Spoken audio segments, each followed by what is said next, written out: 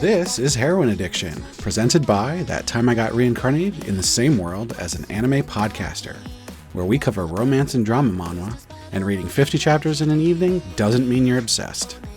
I'm Isekai Sensei-Sama, aka Brad, and today I'm joined by two special guests, Witlash and Moon. Ben has had a crazy month at work, and these two graciously agreed to cover for him. So why don't you guys introduce yourselves? Hello, I'm Witlash. I'm one of the primary moderators of the OtomeIsekai subreddit and Discord. Oh, hello, my name is Moon/WigglyDerp. I am also one of the moderators on the OtomeIsekai subreddit. Awesome. If you've been a listener of the series for a while, you know that they were on a while back with Ben at that time. But when Ben told me he was having some issues at work, they were the first that I thought of that we could do a nice little catch-up episode. Thank you for having us back. We're excited. Yeah, I'm excited to have you back.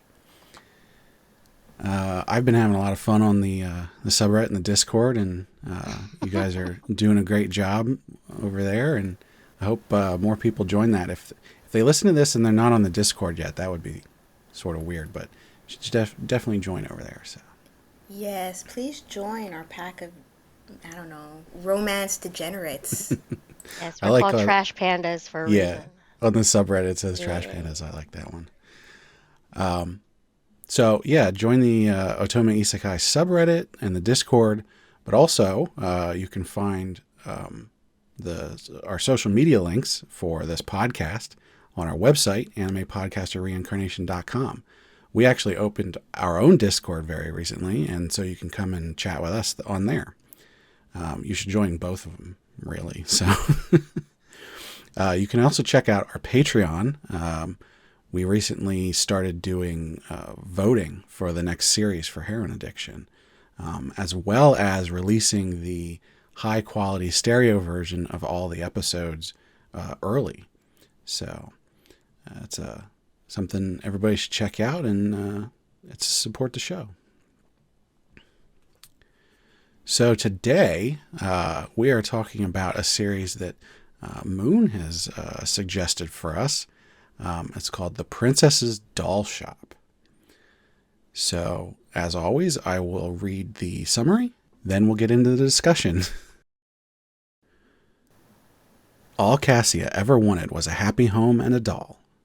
But the former went out the window when the emperor forced her mother into marriage. Life as a princess was isolating but bearable. That is, until her mother was unjustly branded as a criminal.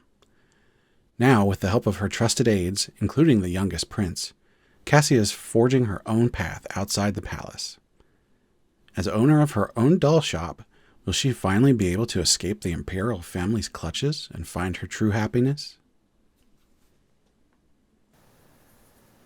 So, Witlash, apparently you have stated you have words for us.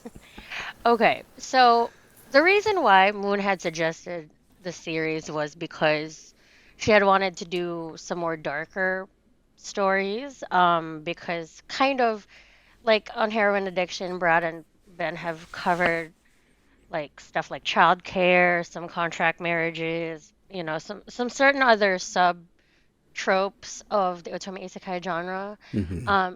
And there's been some trope reversals and some cool stuff. You guys have talked about some cool series, but nothing that's been really, really dark or tragic or traumatic. I don't know. I mean, Kill the Villainous has gotten very dark recently. Yes. That is true. Yeah. You guys have covered it before. I think before the newest chapters. Where there was a little bit of darkness in there before, but it got real bad. Yeah. Oh yeah.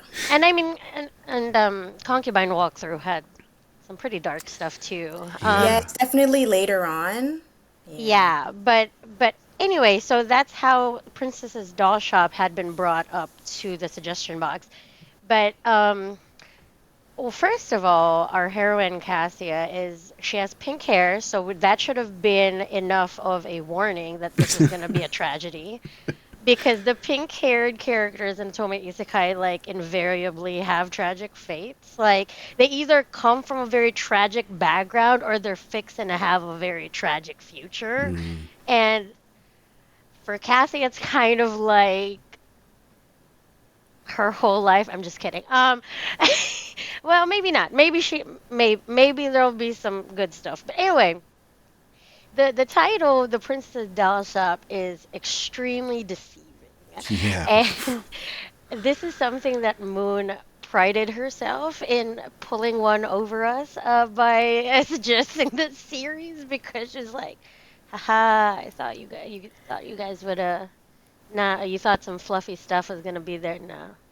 Well, Yeah, I mean, the way that you would do so you, I looked at it and I'm like, I read the first chapter and I was like, what, she's setting up a doll shop. Okay, what's the big deal the here? first Why is chapter, this so right, dark? right. And then you came back and were like, oh, what did you And do then to chapter us? And two I'm like, happened. what? And Yeah. so I started reading some more and it was like 2 or 3 chapters and I was like, there's not that much going on here. And you're like, oh, you wait. And yeah, within 6 chapters, I'd say.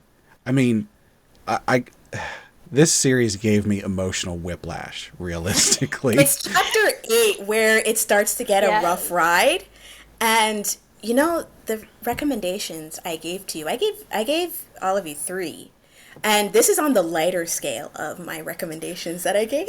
Oh God. Yeah. Oh God. I mean, it is there is light stuff in there, and There like is, yes. it.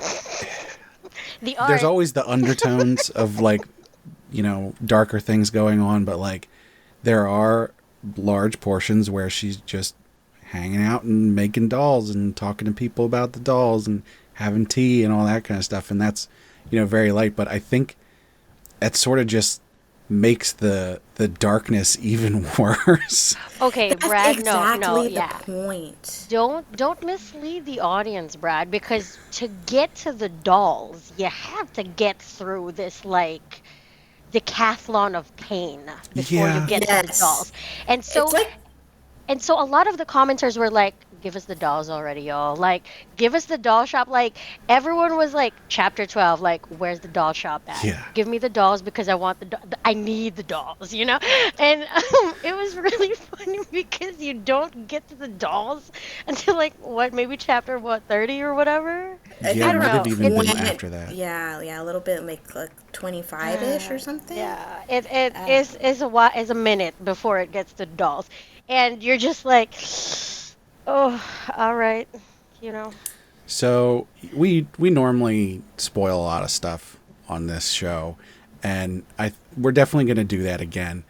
I do want to say though that like if anybody's thinking about reading this and they haven't yet, stop listening to this episode and go read at least the first 30 chapters before you finish the episode, because we're going to spoil a whole lot. So Because a lot of what we're going to spoil is meaty, delicious, chunky plot heavy Yes. stuff.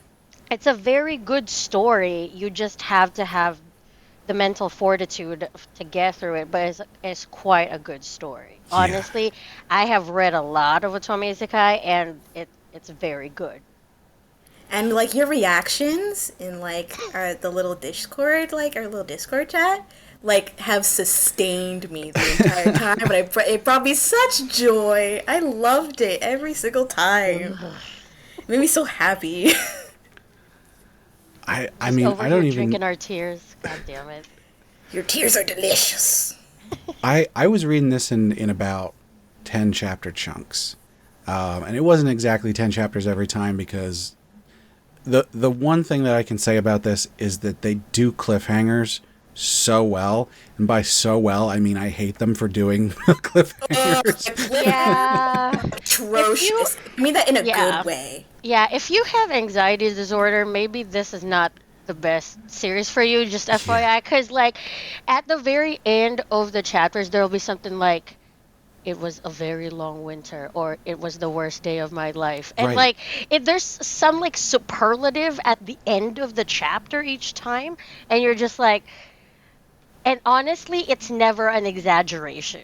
That's the thing, is you would think like, oh, they're just being dramatic. But then Yeah. you get to the story point and you're like, okay, I see Well, now. and so the thing that was just like ridiculous to me, and so here, huge spoiler, her mom dies, right? The thing was, from like the very first chapters, her mom isn't there. And so you have this Yeah. inkling that she's going to die, especially when they start doing the, oh, she's standing by the pond, oh, she's going to jump, she's sleepwalking, she's going to fall in, that kind of stuff. You get the idea, oh, okay, I didn't see her at the beginning, she's definitely going to die. But they kept stringing that out so often that every time you thought, oh, this is going to be it, and then it wasn't. And they did that like 7 times. Yeah, it was definitely a bait. It was definitely like, oh, you think she's gonna die this way? No, no, she is And then when not. they Right. finally did, I mean, I thought it was, I thought they did a good job because they get to have that like one last connection and conversation and everything. But it was just heart wrenching. And when they actually finally got to it, you also were thinking, is this actually it? Are they actually doing it now? Because they didn't before so many times. Is this a boy who cried wolf situation again? But you know what though? I mean, okay. First of all, I mean, I know you read the description, but basically as a setup, Cassia is the female lead. Dion is her stepbrother. He's the ML, right? And then the family tree of the imperial family is Yeah. quite convoluted. So we should discuss that a little bit. And then I would like to talk about if you think Cassia's story is bad, it's really her mom that gets the most fucked. If I'm gonna Yeah. be honest with you, the mom has the most tragic story out of everyone. Actually, just Yeah. kidding. No, maybe Daniel has the worst. Well, no, maybe they're tied. Maybe they're tied because they have it pretty bad. But anyway, yeah. So we should talk about the setup of the imperial family real quick. So, I mean, I think probably the most important thing for everybody to know is that the mom got surrounded by just the worst possible men ever. Well, wait. I just want like to clarify. Her husband, from like before she got married to she was forced to marry the emperor. He was a count. He was a count, just a regular He low-ranking was a noble. viscount. Right, the A second, viscount. her Yep, second son man. of yeah, the son Yeah. Her of second Viscount man.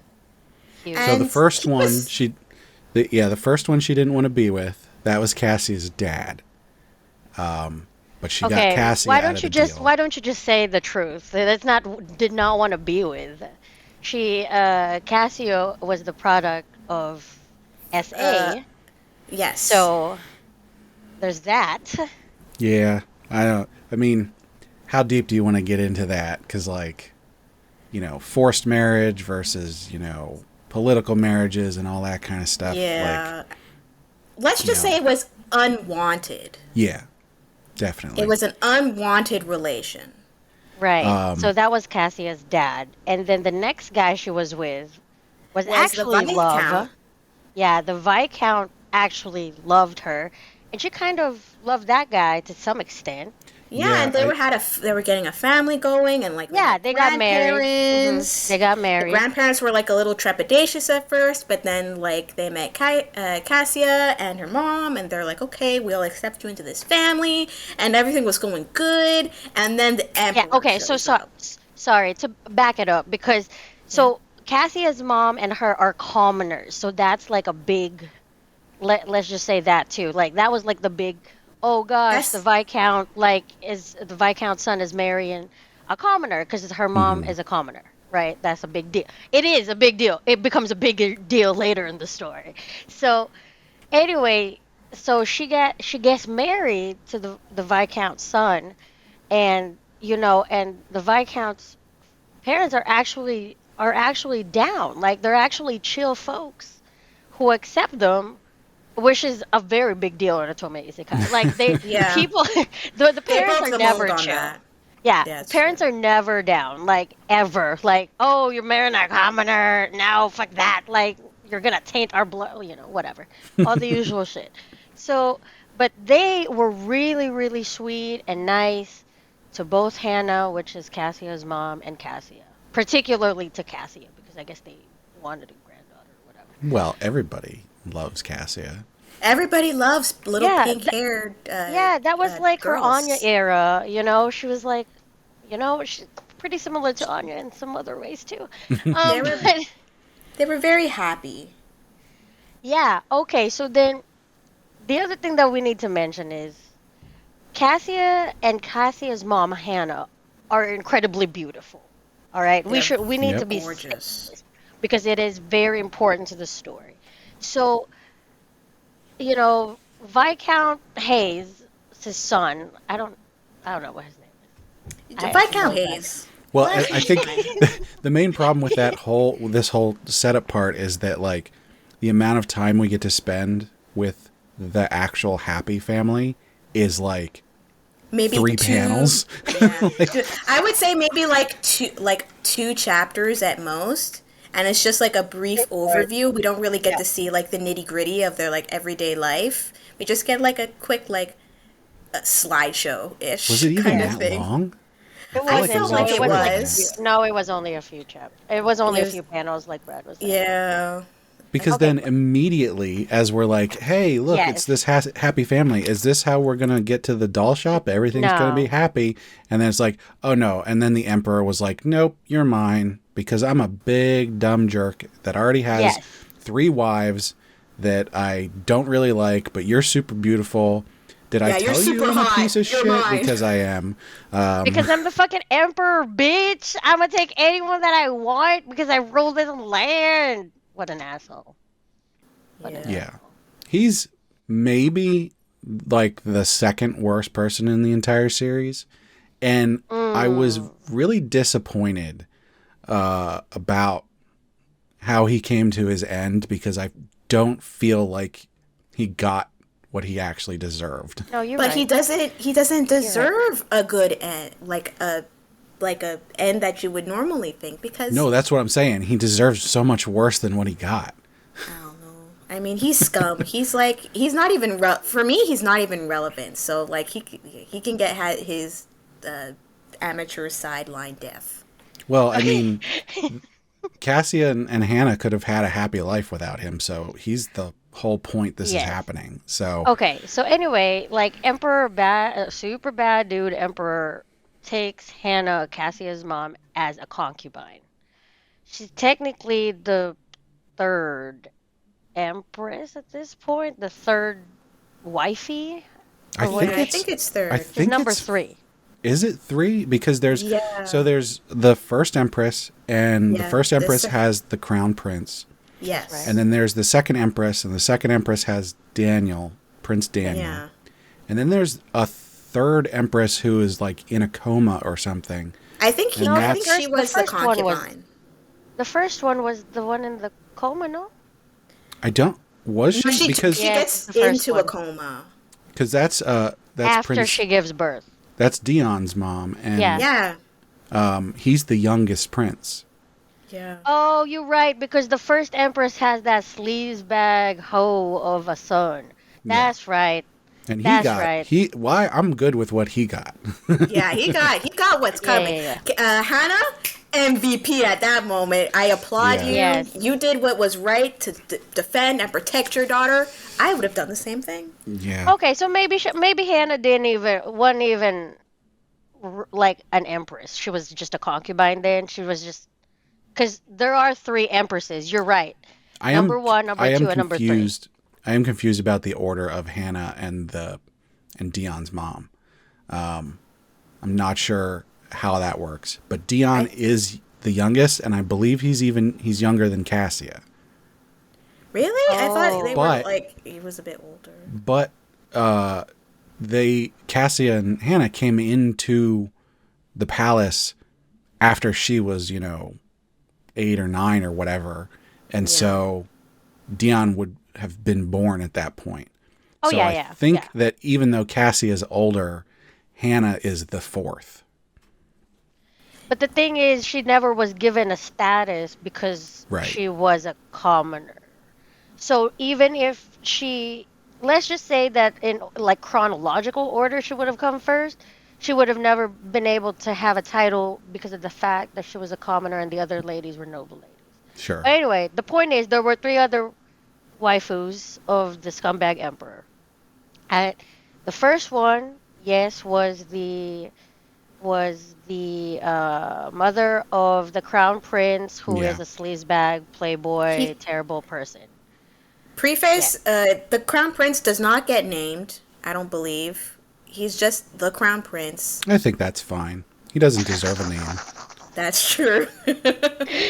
And then number two is, Queen Bitch, second empress, who is the mother of Daniel. Yeah. Yes, And Daniel. Daniel is important to the story because he's kind of like the weird second ML slash antagonist supreme slash Really? dark lord. Can we take an Yes. aside here real quick? I have, because he shows back up in some of these later chapters, or like, Yes. one of Well, the we don't latest know chapters. it's him. He's like Well, hooded. yeah, we do. We Except- know it's Okay, him. we know. Okay, the audience knows. The audience knows it's him, but like here's the the thing. characters don't know it's him. When I was reading through that, I was like, he seems significantly different from Right. before, where he basically was like, "Hey, I'm not going to help my mom anymore." I think his mom put her soul or consciousness or Oh, whatever no. in him. No. Okay, here's what I think.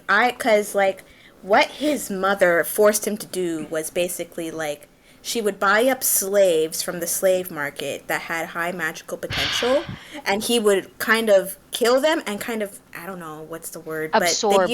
He would absorb. absorb or consume them Yeah. magically. And I think, and that was dark magic, so it was like all the dark magic was going on, and I think that corrupted him.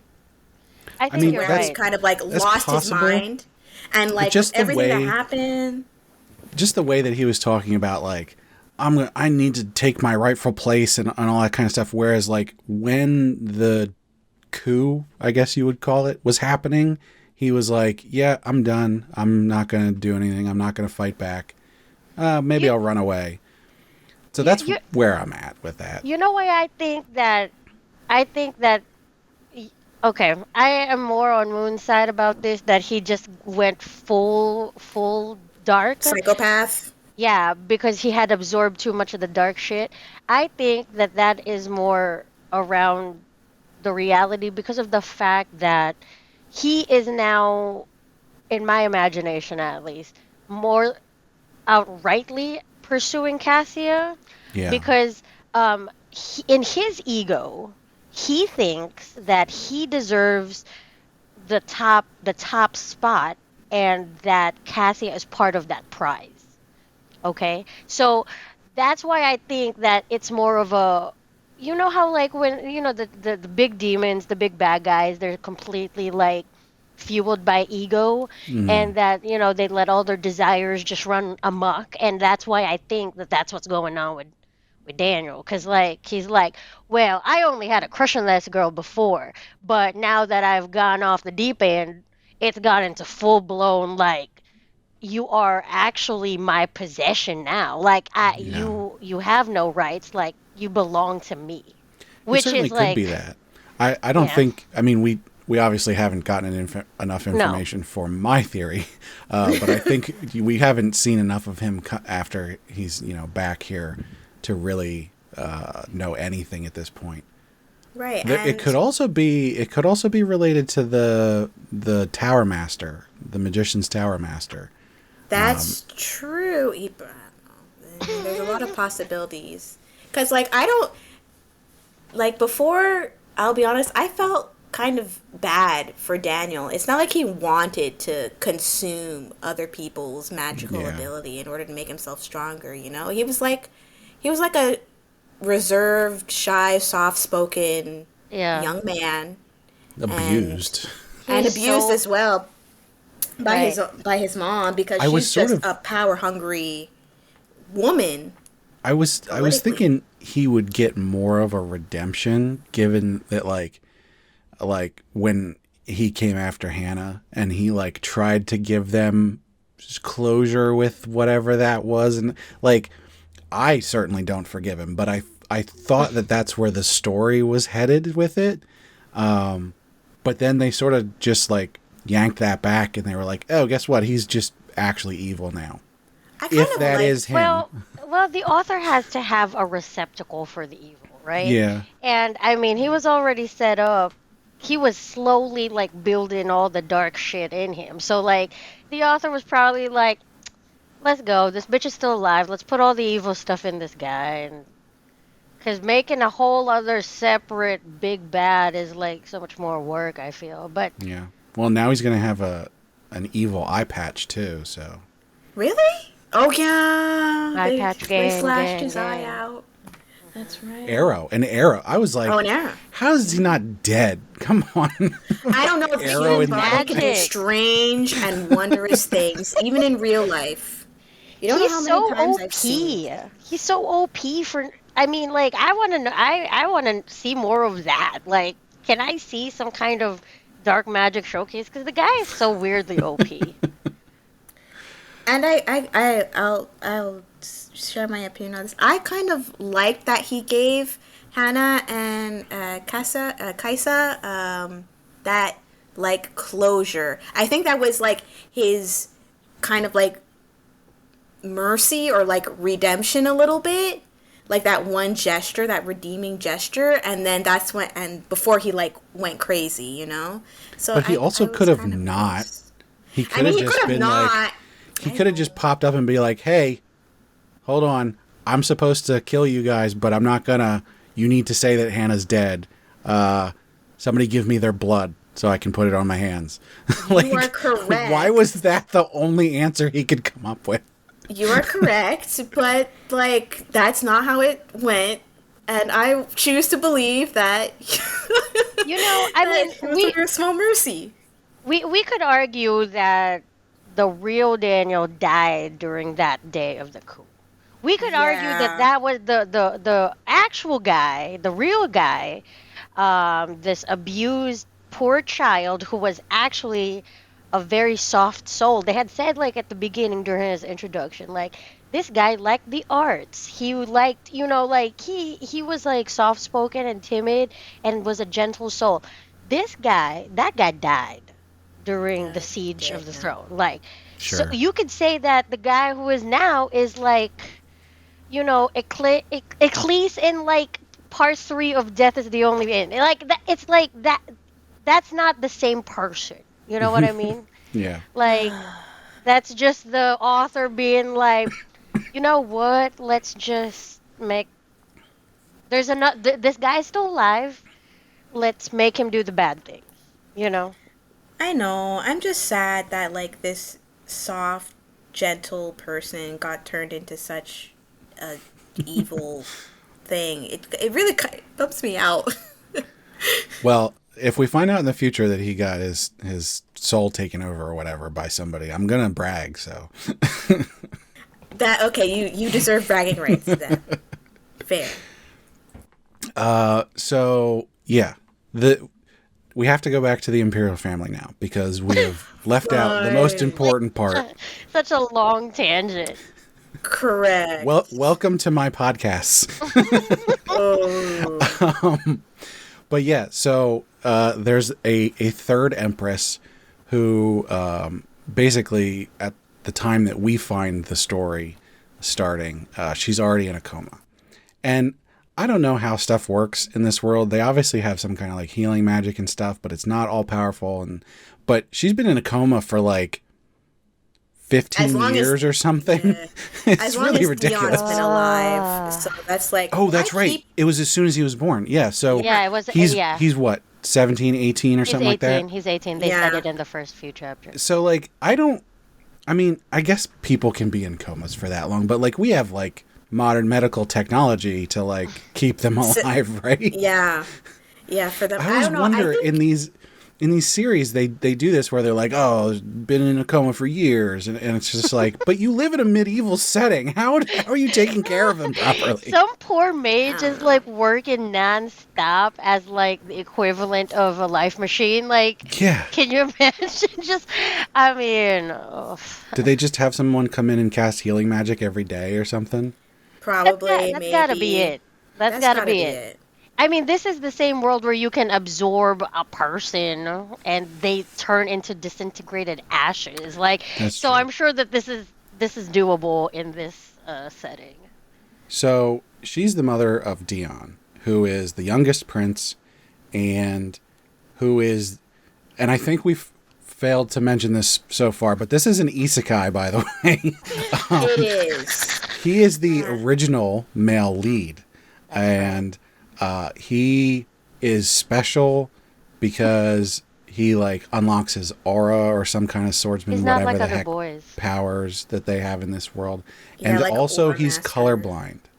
Yes, he's That's a whole colorblind. thing because he is so cold and no emotions and everything because the world is black and white to him, and wah, I'm sad, all that kind of stuff.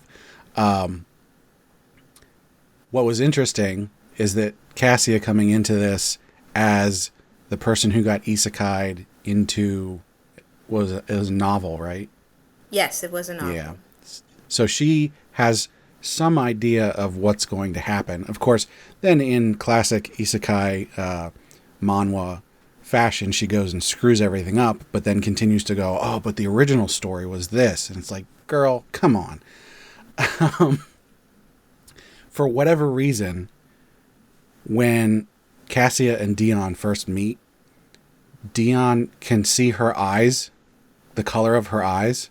Which are sky blue. Yeah, Yeah. sky blue. Even though, like, pretty sure that's not how being colorblind works, but it was sort of cool in a romantic way. So, I mean, I liked. Oh, go so ahead. that was supposed to be like, first of all, Cassia doesn't know that Dion can see the color of her eyes, Yeah. right? So, that was supposed to be like an achievement unlocked situation for the female lead of the story, but too bad, so sad. He met Cassia first.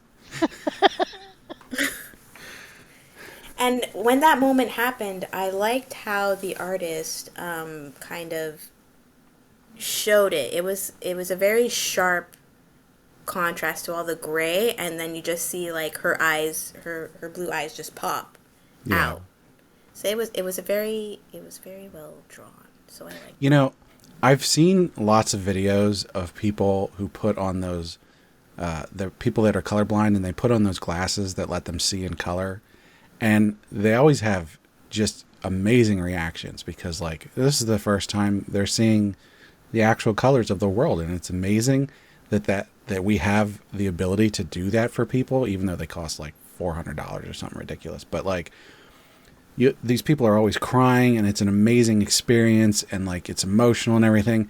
And he sees that, and he doesn't even say a word. This is the first time he's ever seen color. I would have been like, "Yo, girl, what the hell is going on? Your eyes are blue," but he's just like Yeah, nothing.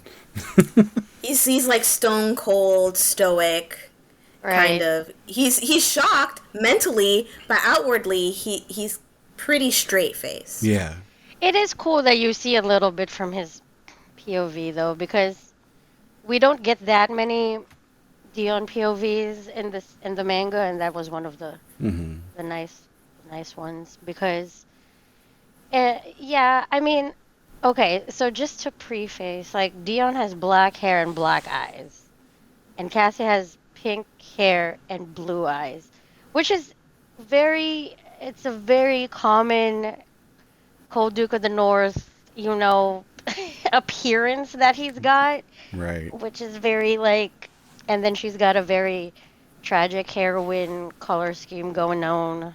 Well, I wouldn't say tragic. I would think when you think of pink and blue, or pink hair and blue eyes, you think it's like kind of like a happy-go-lucky kind of story. If you see a character in that in whatever media you see them in, you think, oh, this is like a happy-go-lucky kind of show where it's all like comfort with like Yoru camp or whatever, and so I think that her aesthetic kind of like lures you into a false sense of security. Well, okay. Well, if you are not a veteran of the OtomeIsekai genre, because Right. in our genre, all the pink-haired bitches have sad backstories. Yeah. Sadly, it's Well, it's just a matter of a what matter of fact. what lured me into a false insecurity was the first couple chapters. Oh, That's how they And get you. like the yes. thing that got me with that is like, I mean, obviously they do a setup where she's got her doll shop. It's like, oh, the thing whatever was bad is over now. We're gonna do this, and then they do the flashback of like, how did we get here? And that was all very tragic and heart wrenching and everything.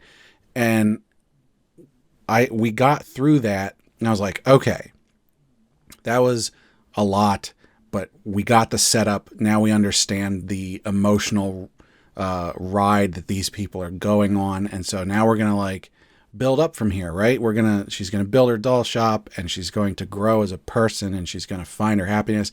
And then they're like, oh, by the way, there's still a whole bunch of shit going on, and so we're gonna keep going back and forth.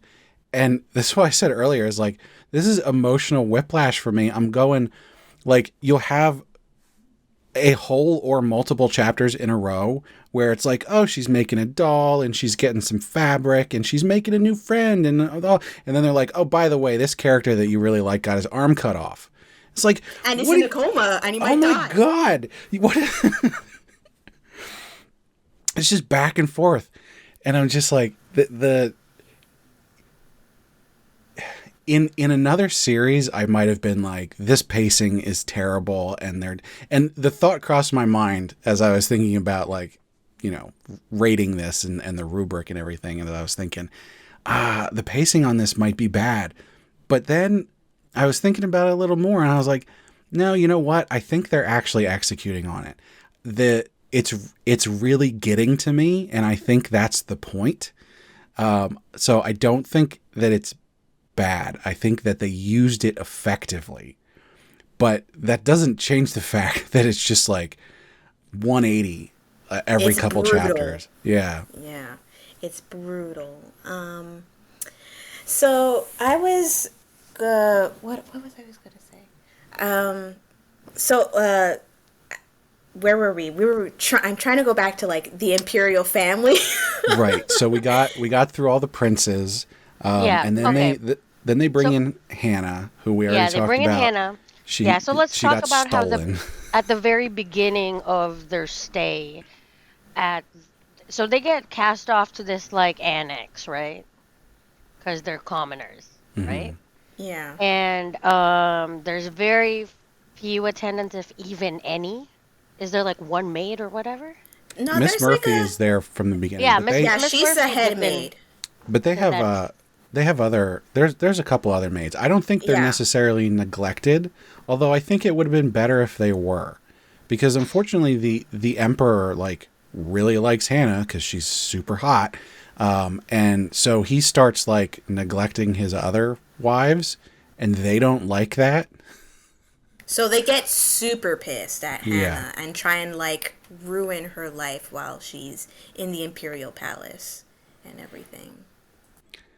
And I felt like, I mean, obviously the second queen is just like the worst kind of piece of shit, but I also felt like Yeah, the yeah, yeah. first queen, she was not nice either, but it was No. like, you could just leave her be. I mean, she's not here because she wants to be. Just leave her alone. No, Yeah. no, why would they? I mean, these noble ladies are a dime a dozen, right? Like, I mean, like they're all the same.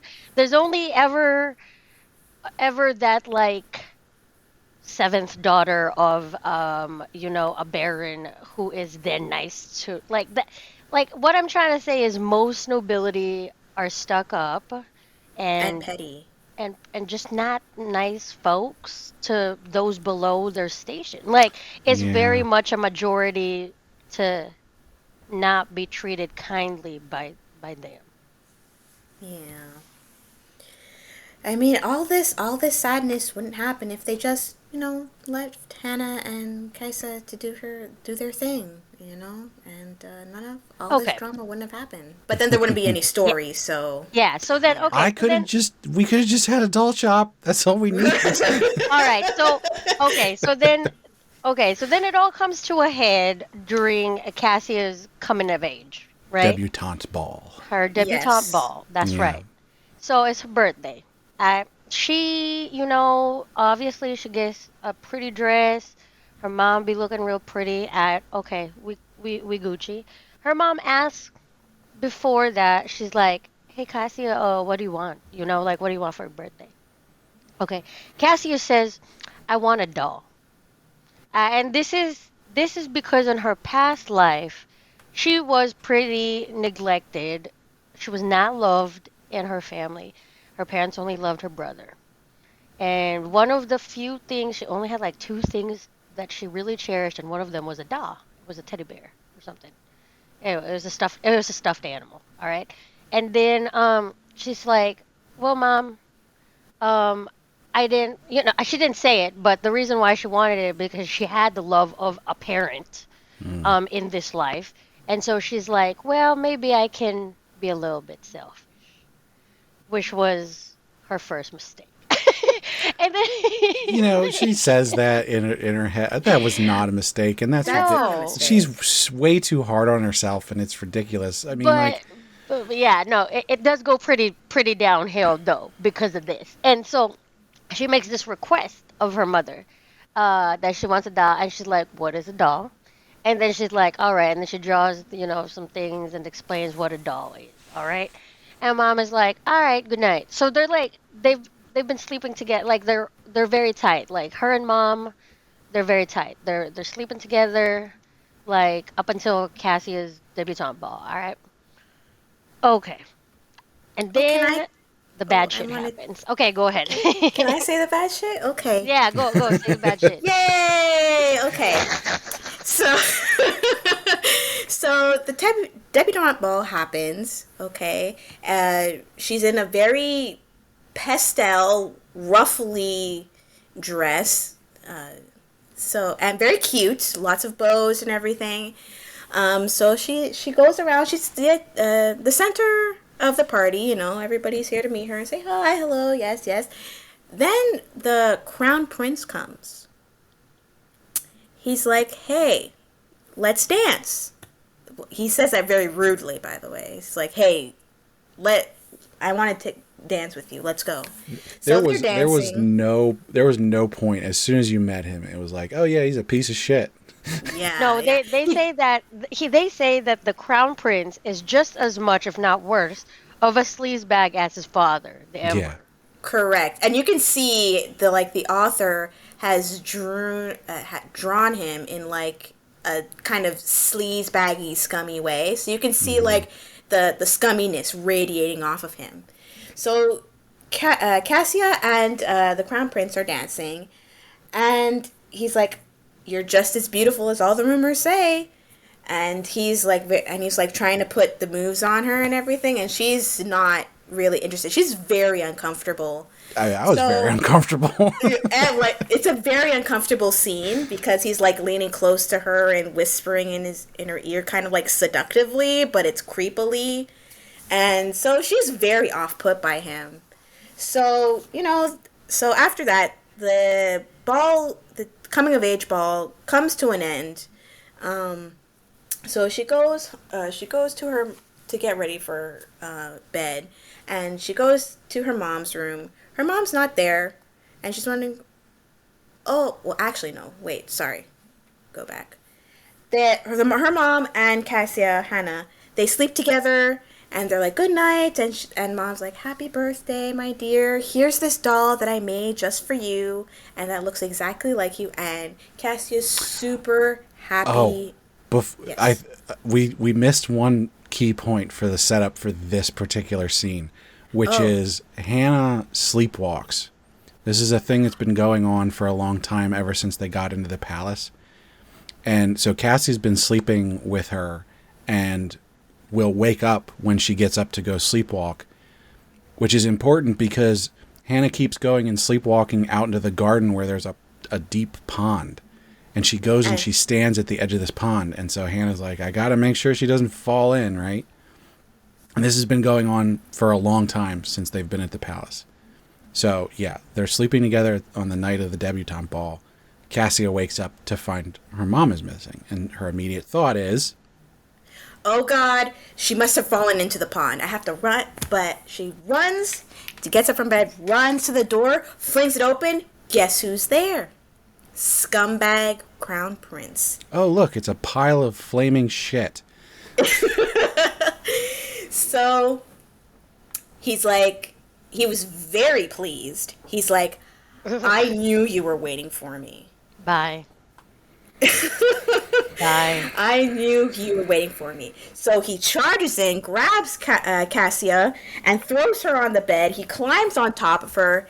This is a very intense scene because it's like very quick and furious movements, and you can feel like the terror and the fear that Cassie is feeling. The only saving grace of this is that he didn't get very far. Correct. And the reason he didn't get very far is Cassia's mom comes in with a fire poker and smashes him over the head with it. And she keeps beating him until he is dead. She screams, "Get off my daughter!" as she's swinging and going to town at him. And he's just basically a pile of scum on the floor, bleeding, lying in his own blood. And for a couple minutes, I was very happy. It was a very justified killing. I'll be real with you, Brad. Like, the way, like, not all heroes wear capes. You know what I mean? And, like, Yeah. if this was gonna be, anyway, there's a trial, right? Or is there even a trial? Well, There's and so like that's- a mock trial. there's a fake-ass trial. I was very happy with the murder until the guards came in and were like, "Oh, you're under arrest for killing an Imperial," and they're like, "It doesn't matter that you're also an self-defense is not a Imperial." thing. Yeah, right? no. And it's like, that's bullshit. No. But that's exactly what the second Empress wanted. Yeah. Basically. Because the second Empress, she whispered to the scumbag. She was like, "Hey, you see that pretty girl? She's waiting for you in her room." What an ass. And it took What an way too asshole. long for the second Empress to get got. Okay, Yeah, anyway, yeah. so then they had this fake ass trial for the mom, right? Hannah, we all know how it ends because she's not in the beginning of the story. It goes Yeah, she's pretty not bad. With Cassie Except at we the don't. initial. Because this is exactly what I was like. This is the start. So, I mean, by this point, she almost fell in the pond once or twice. And so there was that scare of death. And you're like, is this why she's not? And it's like, oh, no, she's okay. And then they're like, oh, she's going to trial. And I was like, oh, she's going to get executed like immediately, right? And then they're like, Cassia throws herself at Prince Dion when he shows up and is like, please help me. And that's the first time they've met. And he's like, oh my God, her eyes are blue, to himself. And he's like, I could probably do something here. And so as they're sentencing Hannah, which is obviously like a farce, but they're like, okay, sentenced to death. And Dion's like, hold on. What if we just send her as a slave to another country? I know a country that we could send her to. They're barbarians. Wouldn't that be fun? And so the second Empress and all them are like, that's fine. We can do that. Yeah, that's a good political move.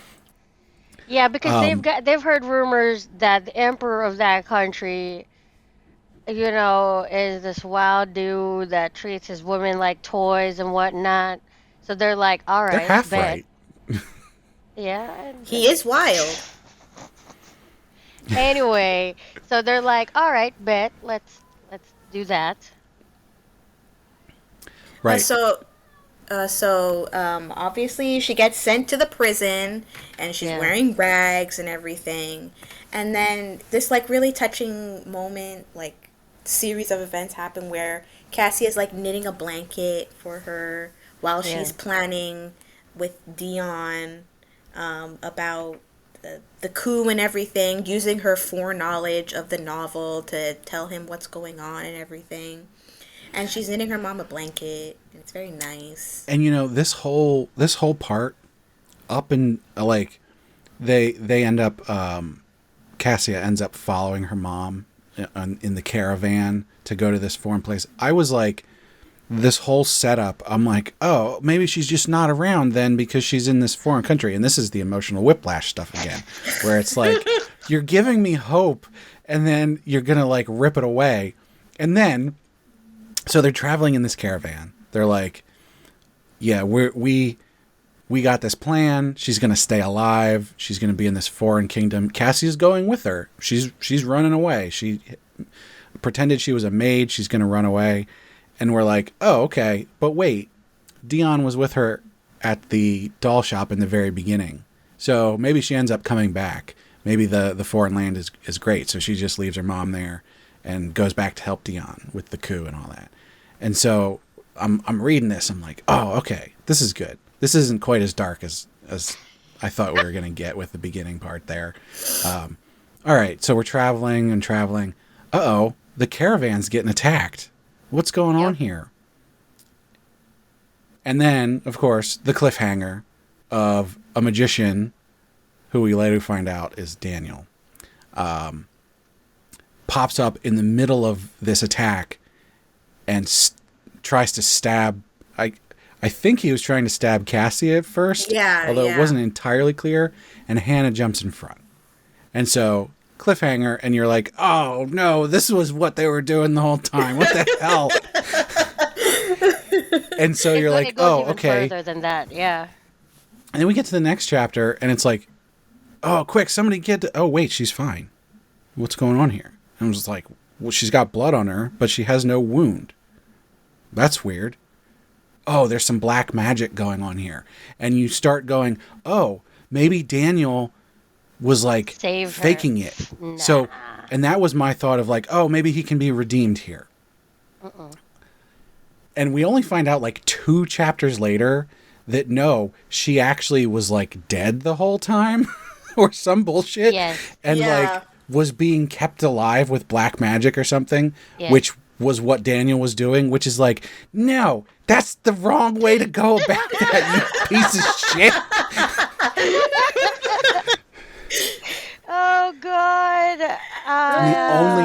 The only saving grace is the fact that they got to spend a couple more days together and sort of talk stuff out, because Cassie was like, oh, did you actually hate me because my actual father was like a piece of shit who, you know, forced you to have a child? And she was like, Hannah's like, no, I love you more than anything. I can't say that I loved you when you were first born. Right. But I found out later that you were a gift to me. She's like, God. you were the only light in my dark life. Yeah. Which is like, bruh, I cannot handle. What am I supposed to do with all these feels? Very touching words. And I'll admit it, the first time I read it and she died, I cried. I was definitely struck emotionally. I can't say that I cried though. And I think that's because of how back and forth the whole thing was. Yeah. I mean, were you expecting it to be like a Final Fantasy move, like, oh, she was dead the whole time, and that, you know, it would No, have been. that's the thing. Is like I was like, oh, they're gonna do something, and because they've got this other mage in this other country, maybe she's gonna because of all of the Boy Who Cried Wolf stuff that they did over and over again. I didn't really get it until like, oh, she's in a pyre right now. Okay, this is real now. And then, okay, so I should also mention, okay, I'm gonna just mention it real quick because it does matter, you know. In my opinion, both Cassie and Hannah have depression. Hannah had depression. So, most definitely. So Cassia she's got lots of lots of manifestations of her depression. She also sleepwalks like her mother, and she sleeps for a long time. Guess what? Like, some I don't token. think her sleepwalking started until Yeah. after I'm, Hannah's death. And I'm not Yeah. sure exactly yeah. when. Yeah. So that It was anyway, after the coup. It was after the Probably, coup yeah. that it it was started. definitely not while her mom was still sleepwalking because she had the responsibility to look after her mom.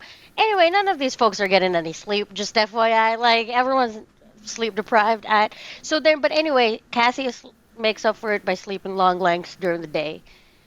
Again, token, symptom of depression. But what really like stands out to me is when she's standing in front of her mom's, uh, dead dead body being cremated or whatever, and she says that I'm actually fine because she is just so emotionally depleted from all of the events that have happened and just like she's I just going on so fast, like I nonstop for think she her. was I think she was in a similar headspace to me where it's like I've gone through this 5 times already. Like Right. I don't have emotions left. This still doesn't feel real. Yeah. I I think she's kind of like, since they had that closure conversation, cuz like when Hannah's dying, she kind of they're in the desert on top of a sand dune. There's a beautiful sunset, and she tells her daughter, "Look ahead and be happy." Yeah. And she says, "Go. Don't look back. You'll be fine." And then Hannah dies, and obviously Kaisa is looking ahead at the sunset, and she says it's very beautiful. And then cut to a funeral pyre, and like while she's saying, like, people are asking her, "Is she okay? How are you feeling?" And she's like, "I'm fine." I think that moment was, while not ideal, it gave her closure of like what's happening to her mother. So she's kind of like, I've internalized that she's dead. We've made our peace with each other. She wants me to be happy, so I'm going to pursue my goal of being happy, Yeah. which Yeah. leads to the Yeah. doll shop. So I Right. think Right. truly she's, while not 100% fine, she's like 65%. I mean, Well, but then she she's gets Fine. sick, so physically she's not fine, yeah. I actually. mean, But physically yeah. she's not fine, yeah.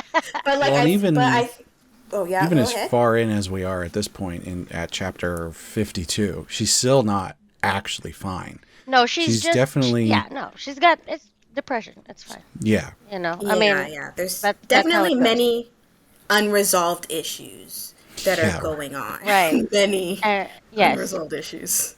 absolutely. And all these folks, need professional help for sure. And honestly, and the thing about it is when Hannah dies and she's like kind of like reminiscing because she does like kind of save Cassie's life multiple times, and she's like, and I'll do it again. You know, Yeah. like when she's like, I'll do it. I have no regrets. Right? She's like, I will at any given opportunity save my daughter. My daughter is my priority. She is my number one. Like I will never not save her if given the chance. So I was like, okay, like get back in there, tear. Like just I think Hannah is one of the best OtomeIsekai moms that I have ever seen. And that's, well, that's sadly that's not saying much because I was going to most of say the she doesn't time have a whole lot of they're competition. most of the time they're not dead. alive. Yes. Yeah, they're not alive. But like, well, okay, fine, not out of Otome Isekai then. Like uh, out of the characters that like parent characters in general, because you don't see like the commitment. She kills the crown prince to protect her daughter from being sexually assaulted. She dives in front of her daughter to take the blade that was supposed to kill her, and she dies herself. She pushes her Kaisa into the direction of focus on your happiness. I love you. Now go and live your life. And I think that's the definition of what a good parent should be in general. So, Hannah, you do the mother's duty. Yeah. Good And for you. unfortunately, we only get to be with her for 25, 30 chapters or something. No, not even 25. It's something like 12, to be honest. She's not there for that Yeah. long. Yeah. It's such a shame because she's such a good character.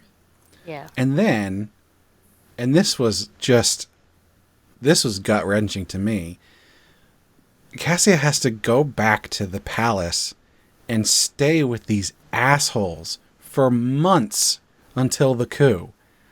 And I was just, she's having tea with the second empress, like Who putting on a smile. orchestrated the raid? Oh Just my God. What about when the second empress, corporally punished Mrs. Murphy in front of I was like, fuck. low key, there's not enough of a punishment for this bitch. Like, I Yeah. swear, I'm like, something really terrible needs to happen to you because that's Mrs. Murphy. I don't think she got enough of her No. comeuppance. That was not corporal punishment.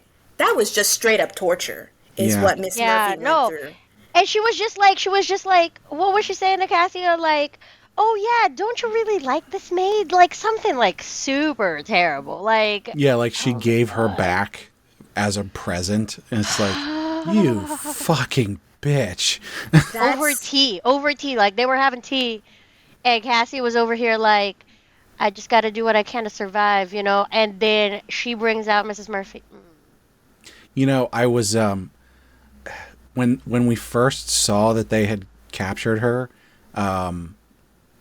many chapters earlier, they just talked about, oh, this is the head maid, and they didn't say her name because, like, we saw Miss Murphy at the beginning in the doll shop, and so I was like, oh, maybe that's someone else because she's alive and well, right?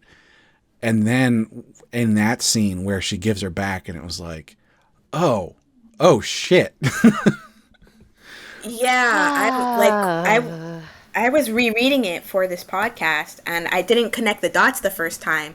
But like when I see Miss Murphy face down, her hair loose, not in her proper upright, held together, well put together form, and she's like bleeding on the ground, and the second empress is like, "Look, Daniel, look at this head maid from Kaisa's annex and everything," and I'm like, Miss Murphy. Yeah.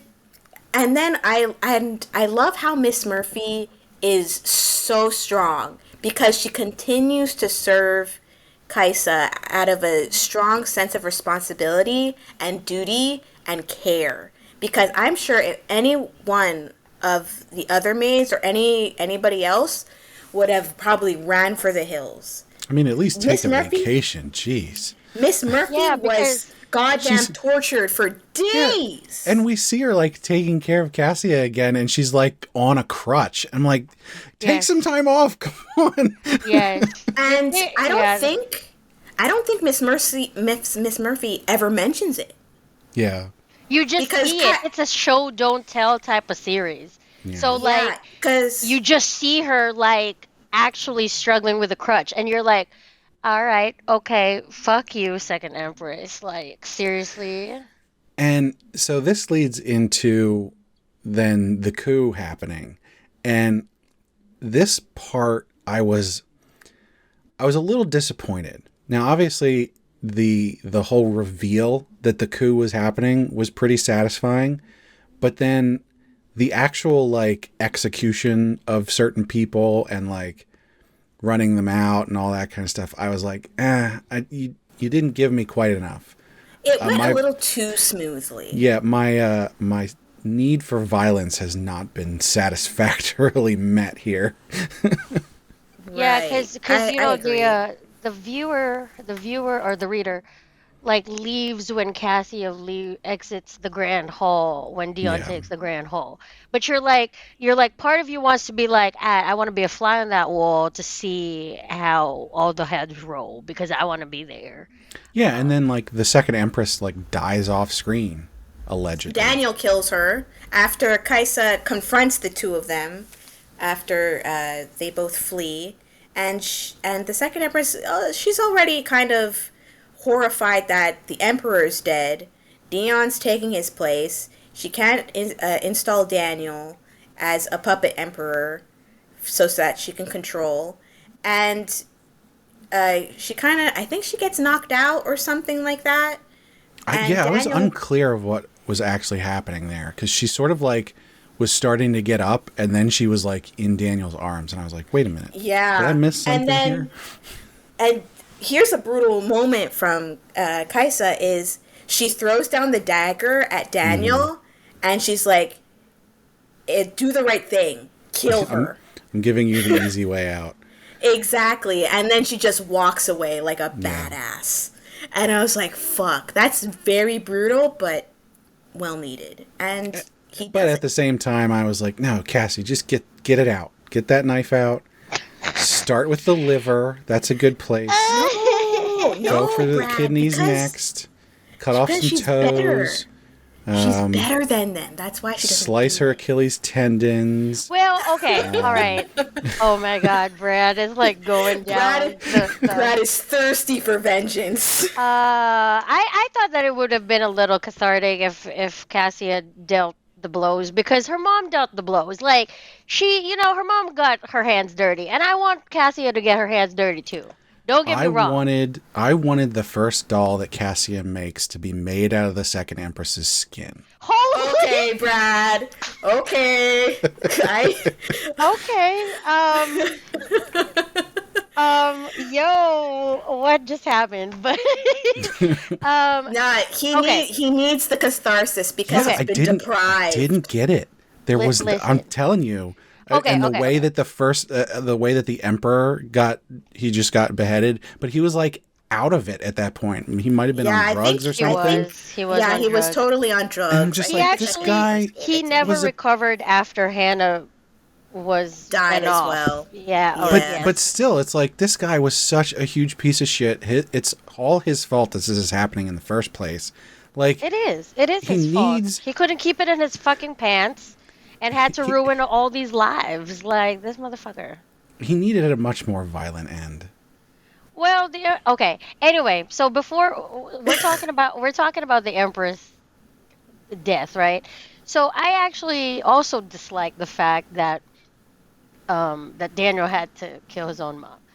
The reason for that is because this boy has been through so much. So we haven't touched on that, and I did say at the beginning that I wanted to talk about Daniel. All right. So we haven't spoken about just how much shit this boy has had to go through. Ever since he was about 6 years old. Okay, this started when he was about 6 years old. Cassia came in. Well, maybe he was 8 or whatever.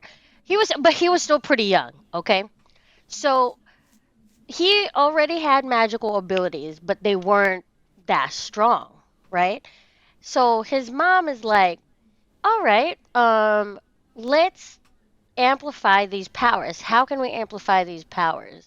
You got to be stronger because power is the best, and that's how you're gonna gain the throne, right? You've got this competition.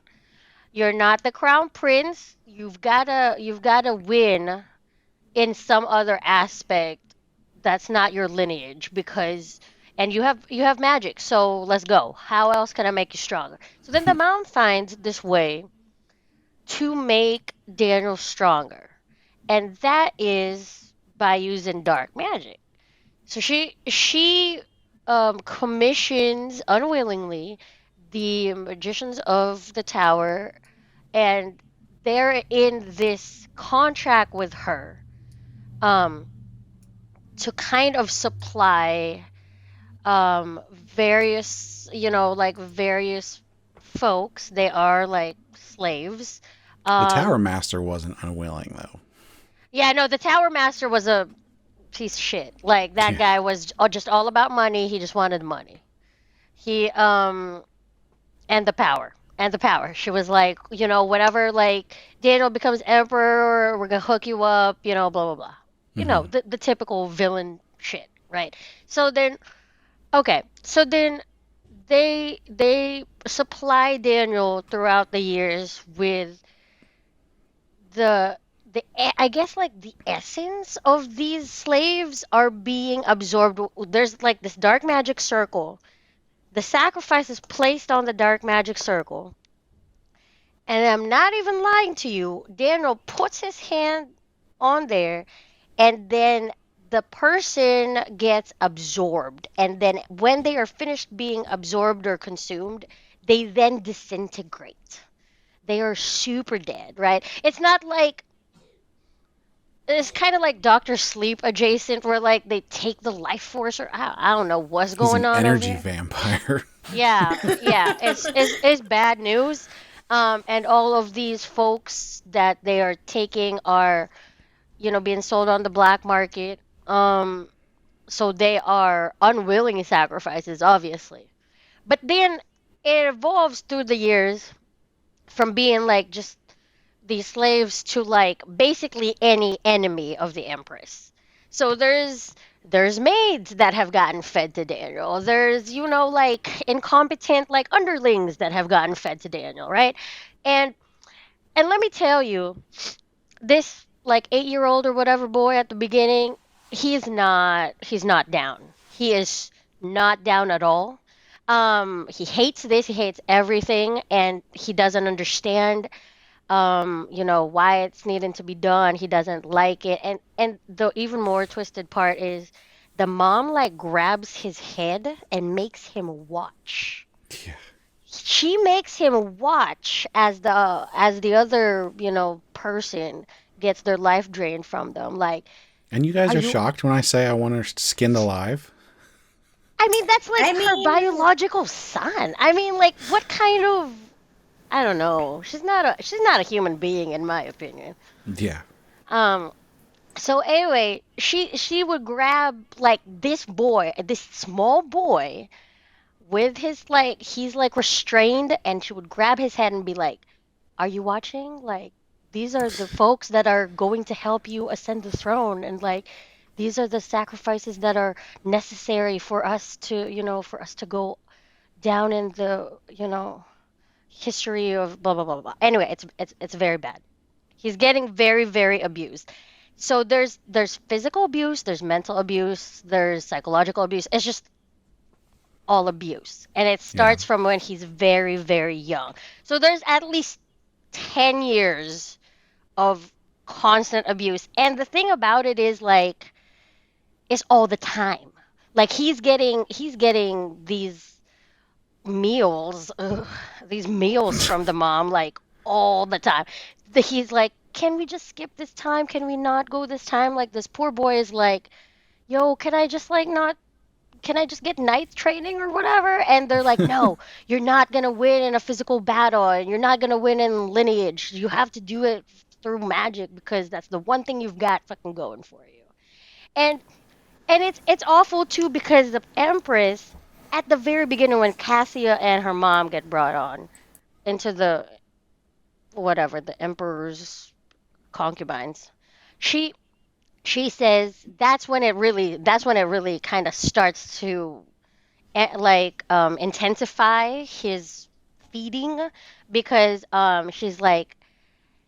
she's basically threatened because Hannah and Cassia should keep saying to Daniel like she's poisoning his mind and saying like no, they're taking things away from you. Like they're now there's more like competition for the throne, and like how dare he bring this like low-blooded, commoner woman, harlot, blah blah blah blah blah. Like how dare she bring her dirty child and blah blah blah blah blah. And like so she's like saying this to a very young Daniel, and he's like not about it at all. He's very unwilling. He's like, "I don't agree with what you're saying, mother," and then she would like hit him and be like, "No, you don't understand, blah, blah, blah. Like, this is why you're wrong and I'm right." And she doesn't give him any openings. And so he's just kind of felt resigned, like, oh, I have to follow my mom. Like what she's doing is not good. And then she'll like shed these crocodile tears and be like, "Look, Daniel, like your dad is hurting me because of Cassia's mom. Like he's hurting my feelings and blah blah blah." And she'll like cry in front of him and just guilt trip him. It's just it's just awful. It's just awful. And so he thinks he has to take the feedings. He has to make his mother happy because no one else is going to try to make his mother happy. So it's just so like such an insane amount of abuse from his own biological mother, and he's just like, I can see why he turned into the awful dude because it's just, over 10 years of like constant abuse. Like I can see it. Yeah, Yeah. I mean, Daniel is a broken person, a broken soul when we meet him in the story. And that's really sad because all of this constant, as Whitlash said, abuse, it's taking a toll on him mentally, physically, spiritually, and he's just resigned. He doesn't want to fight it anymore. Just like, okay, fine, let's meet. I don't want to do it. I really don't want to do it. They'll do the thing anyway. And it's just because he's just so, like, he's given up on resisting because no matter what he did during that period of time until we reached the time of the coup, is he resisted in any way he could, but obviously that led to physical beatings and all this kinds of stuff that he's just tired. He's very tired, and you can see that in the way he carries himself, his speech. Even though you can't hear it, you can kind of like feel it, and Yeah. it's just Yeah, he really stammers. He sad. stammers in the series because he's got no confidence. He's been abused. Like he's been stammering. He cannot like make, like a full speech by his own. Like it's just gone.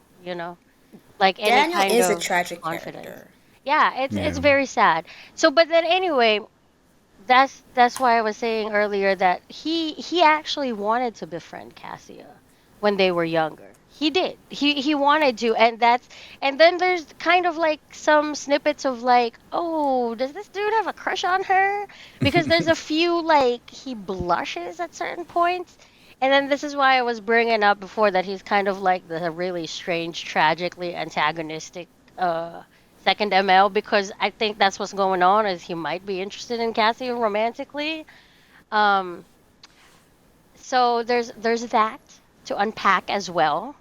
So his crush tells him, "Hey, your mom, you got to kill your mom.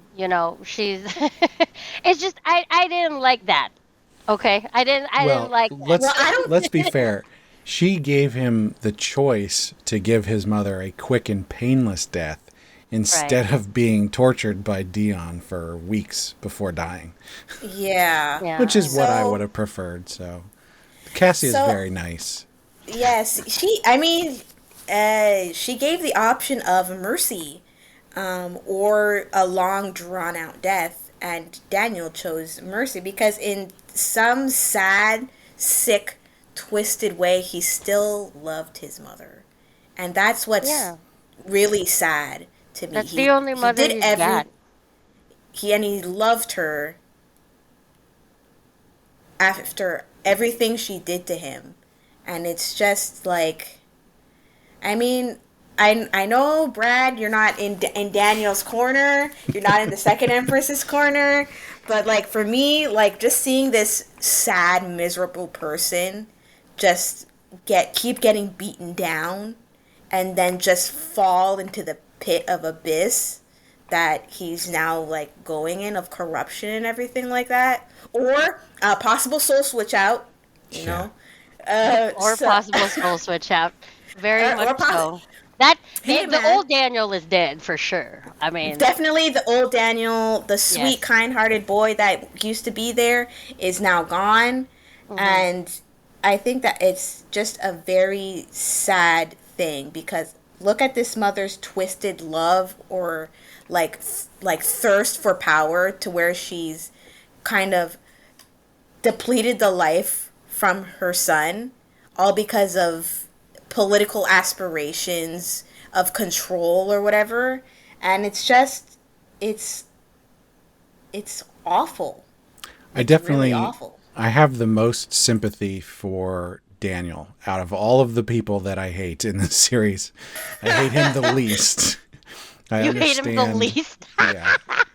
I think he could have made a better Oh, choice and God. not killed Hannah, but overall, out of all of them, I would have given him a second chance. Dude, Yeah. they were fixing to Empress would have beat his ass to probably maybe very close to death if he did not kill Hannah.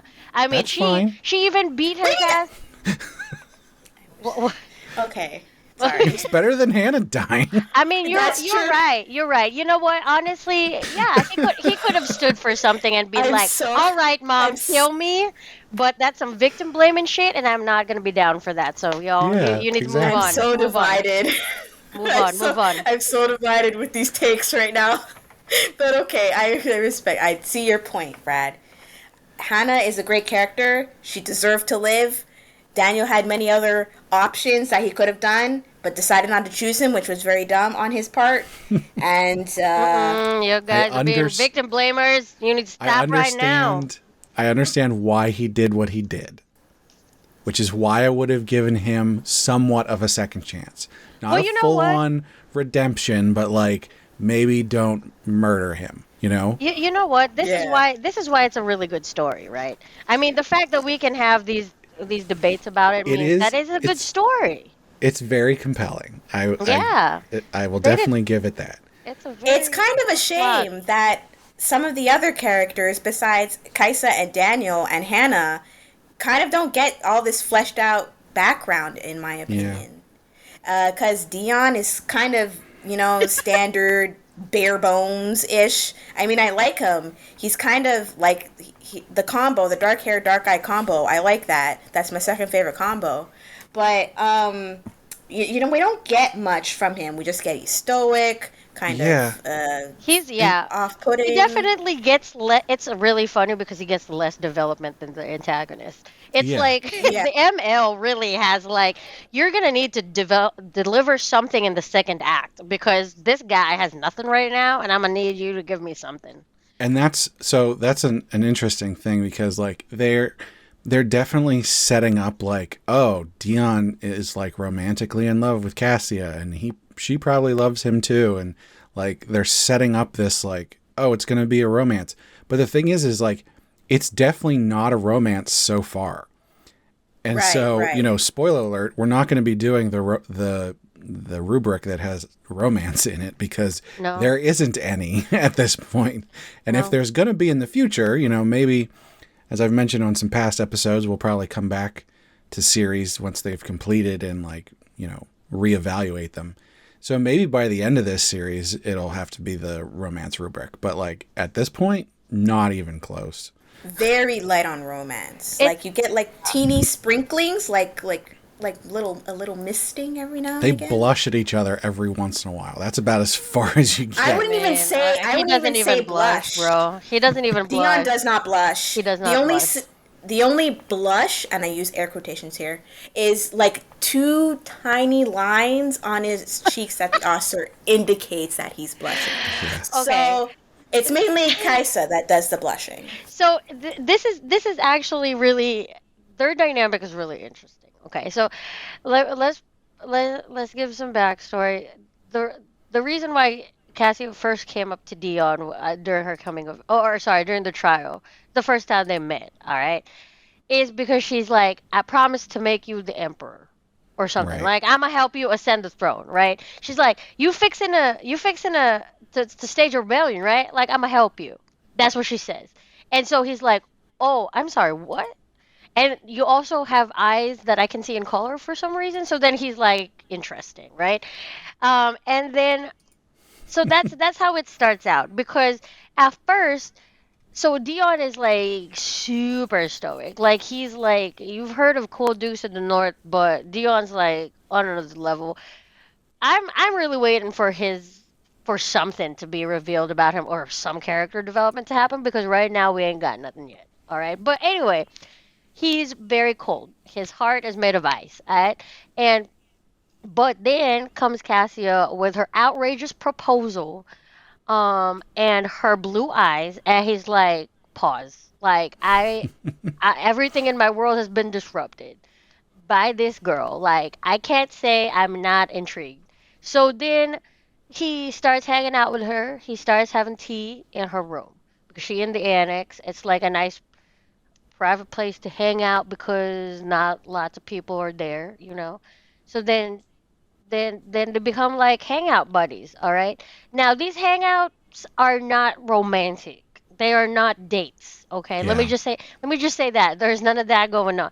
They're hanging out, talking strategy, and in fact, most of it is not even talking at all. It's just them sipping tea and just being in each other's company because Dion is not a very verbose type of guy, and that's fine, you know.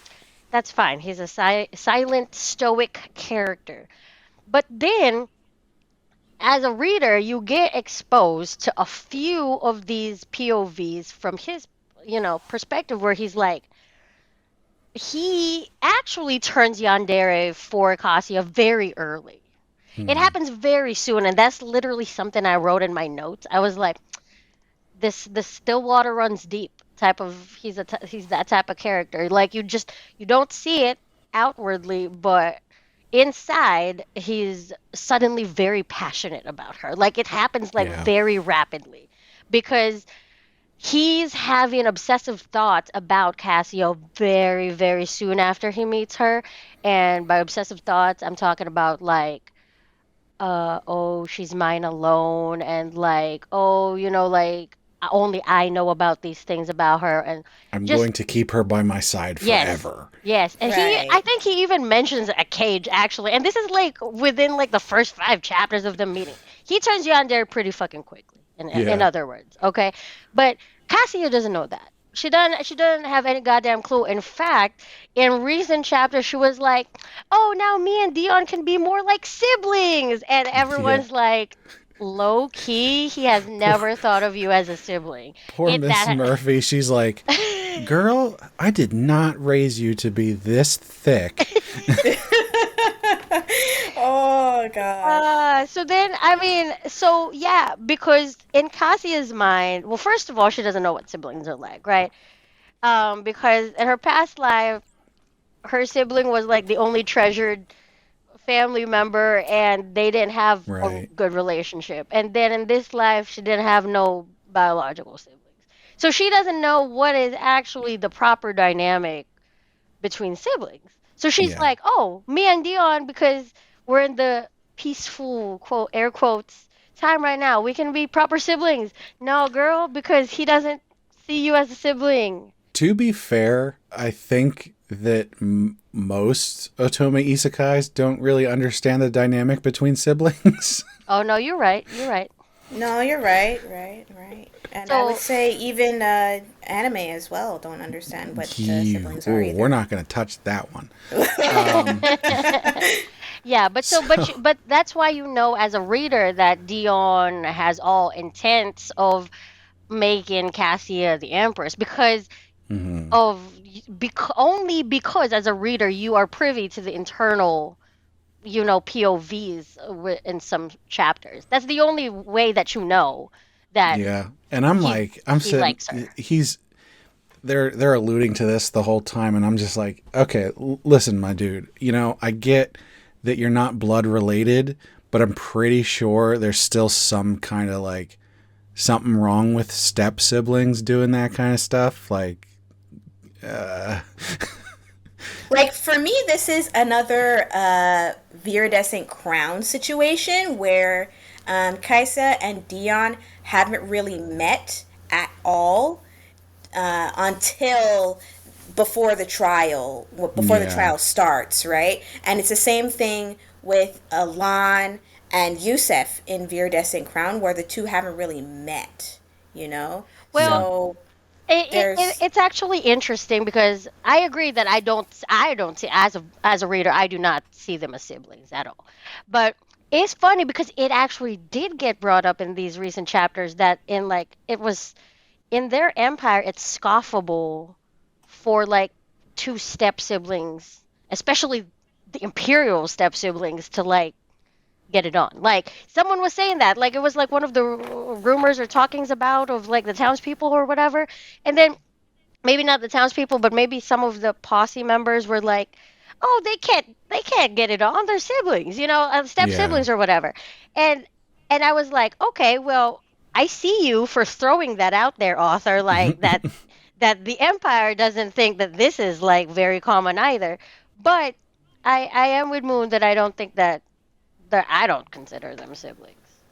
Like and even then, I'm pretty sure he's mentioned that he plans on removing her name from the family registry in order to make her his IDK, empress. IDK. I don't care. And of course, there's also the whole thing of like, she's commoner born. Like, both of her parents were commoners. And yeah, she's technically a princess at this point, but like, I have a feeling that the other nobles are going to have a hard time accepting that. Here's my counter thought, Brad. For that is, I think that Kaisa's original birth father was a noble, I but think we so don't know too. that yet. I Maybe. think they're gonna pull one of And those. even then, They I are think we looking into it. Yeah. and we can fall back to, yeah, like, kind of, technically, she wasn't even, well, she moved up from a commoner to Viscount daughter. Yeah. So she was kind of in the noble realm anyway.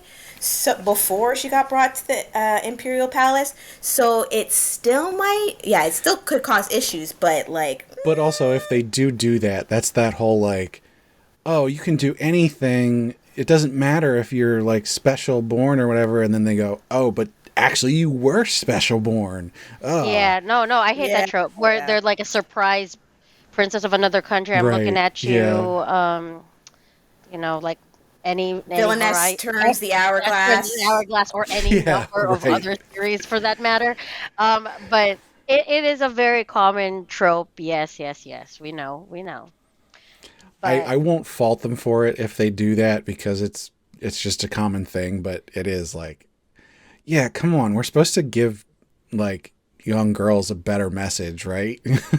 Like, well, I mean, but the alternative to that is, listen, the alternative to that would be like Dion saying, "I'm fucking emperor. I can do what I want." And is that the message that you want to send? Like, those are your only two options, right? well, Like, the way that plays out then is like, oh, she gets to become the empress not because she was special born, but because she took care of these people because she's been so kind and she put all of her effort into helping Dion and all that kind of stuff. Like, that's the reason.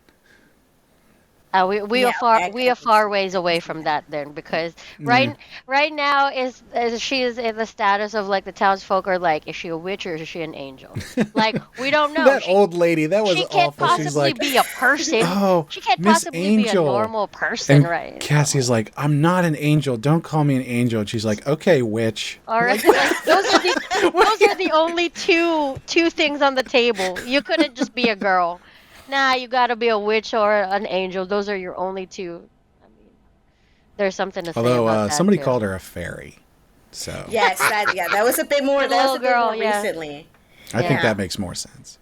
Yeah, yeah, very like with her hair coloring and everything. Yeah. So we went from traveling through the desert and her mom getting murdered, and then she's in the palace for months setting up this coup, and then they have this bloody coup, and all this awful stuff is happening, and then they're like, okay, now she's in a doll shop, and everything's cute and happy, and there's fabric, and she's making dolls, and things are cute, and there's all these cute interactions.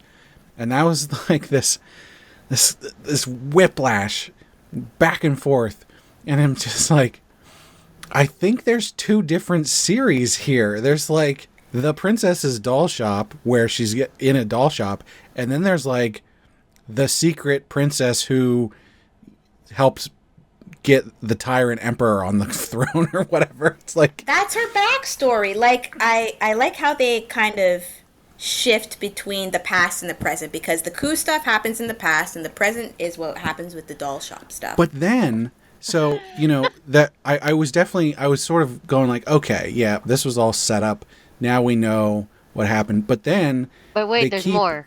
they keep, while they're doing the cute doll shop stuff, they keep interspersing all of Yes. this stuff that's still happening. Cassia is having, she's sleepwalking, and they're trying to figure out how to cure that. And maybe they are. Maybe it's actually helping when the Dion drugs her every day.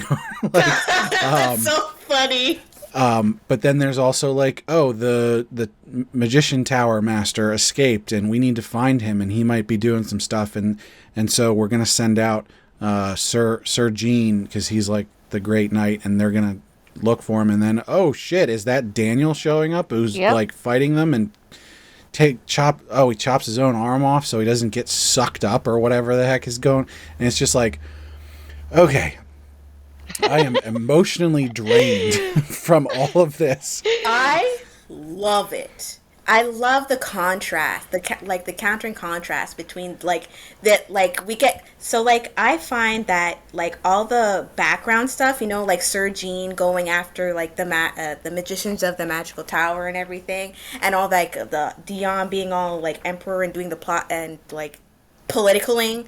I find that's the kind of like A plot stuff, and kind of like sadly Kaisa and the doll shop is B plot stuff. Yeah. But they're kind of like interwoven in a way, because like you see like things going in like the hardcore dark political things, and then you switch over to Kaisa with the lighthearted things, and they kind of Right. intermingle between each other very well. I do think, like, as draining as it is, I do think it was probably well executed as far as storytelling goes, as far as drawing in the reader and like making them invested in it. I feel like that it might not be as balanced.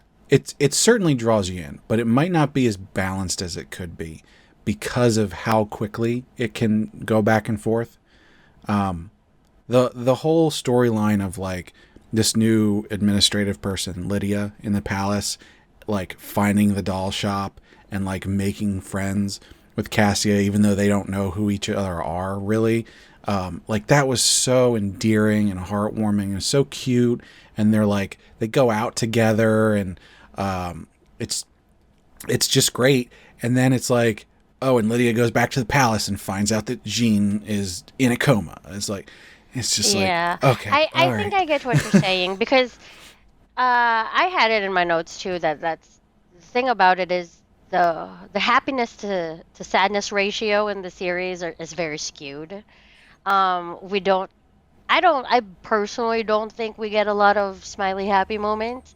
Yeah. They're there very briefly, there's some downtime when you see her doing the handicrafts, and I, as someone who handicrafts are actually my main hobby, like that is, I like that shit. That's the shit I signed up for, to BH. The Princess's Doll Shop, that's it. Like that's the shit I signed up for. So anyway, I do wish that there was more downtime.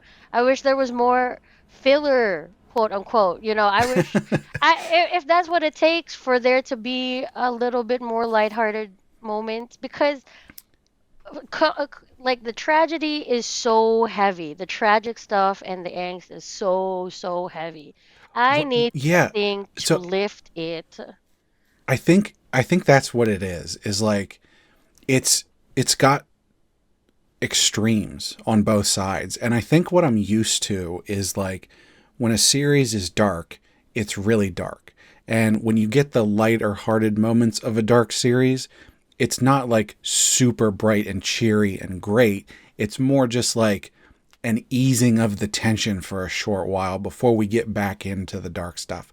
And you sort of become used to that. You're ready for the dark stuff because that's what's going on all the time. And every once in a while you get a short breather, but then you're back into it.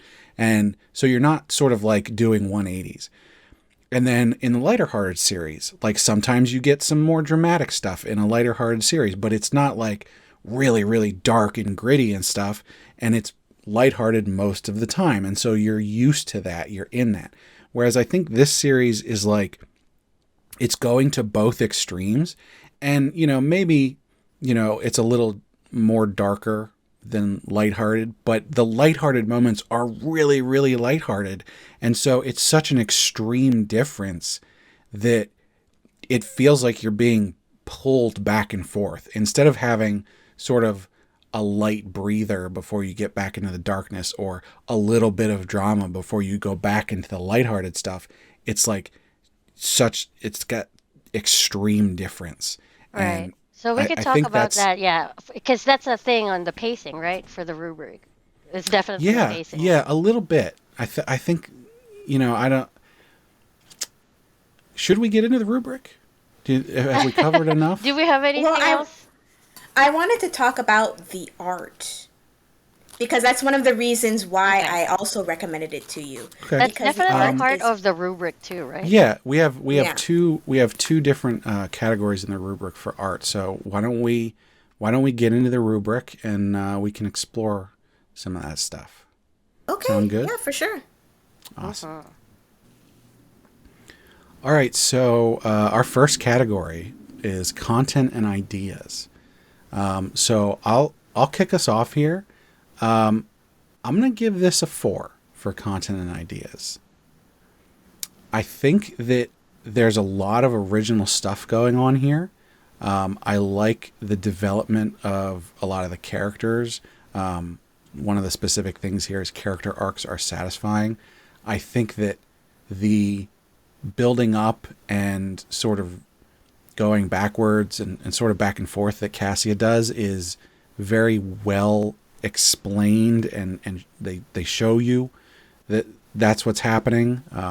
The build up of happiness to be with her mom and then losing her mom and then getting into the doll shop, and those sort of, it's definitely swinging back and forth, but it all feels well developed. And while some of the characters could definitely use some more development, I think it's very clear what a lot of those characters' motivations are. So I wouldn't necessarily detract from the score for some of those characters maybe needing a little bit more build up. Okay, I guess I could go next. I think I would for content and ideas. That's not the first thing on the rubric. I would give it a Yeah. 5. Okay. Just because of, I mean, we've read a lot of stuff, and the series I have to say is pretty. It's unique. It's not like your run of the mill OtomeIsekai. In that there are things that you think it's going to go in one direction and it goes in another.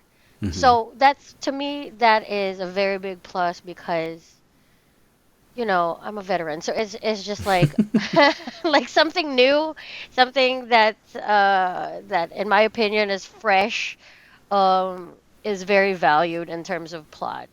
Sure. And yes, it does have some very stereotypical stuff too, like the cold Duke trope, the pink hair, tragedy, heroine. I get it. Like there's things that are like that, but the way that they use it in the story does not detract from the story, in my opinion. So like it does have some tropey features, but overall I think the plot is an A grade plot. So that's me. So for myself, I am also going with Brad and going with a 4. All right. Like what you both touched on, good, great plot, good ideas, good development. Like both the dark A plot and the Happy Smiley B plot. They're intermingled very well. I like them both. I'm personally more into like the heavy core meaty stuff, but the lighthearted stuff is fantastic too.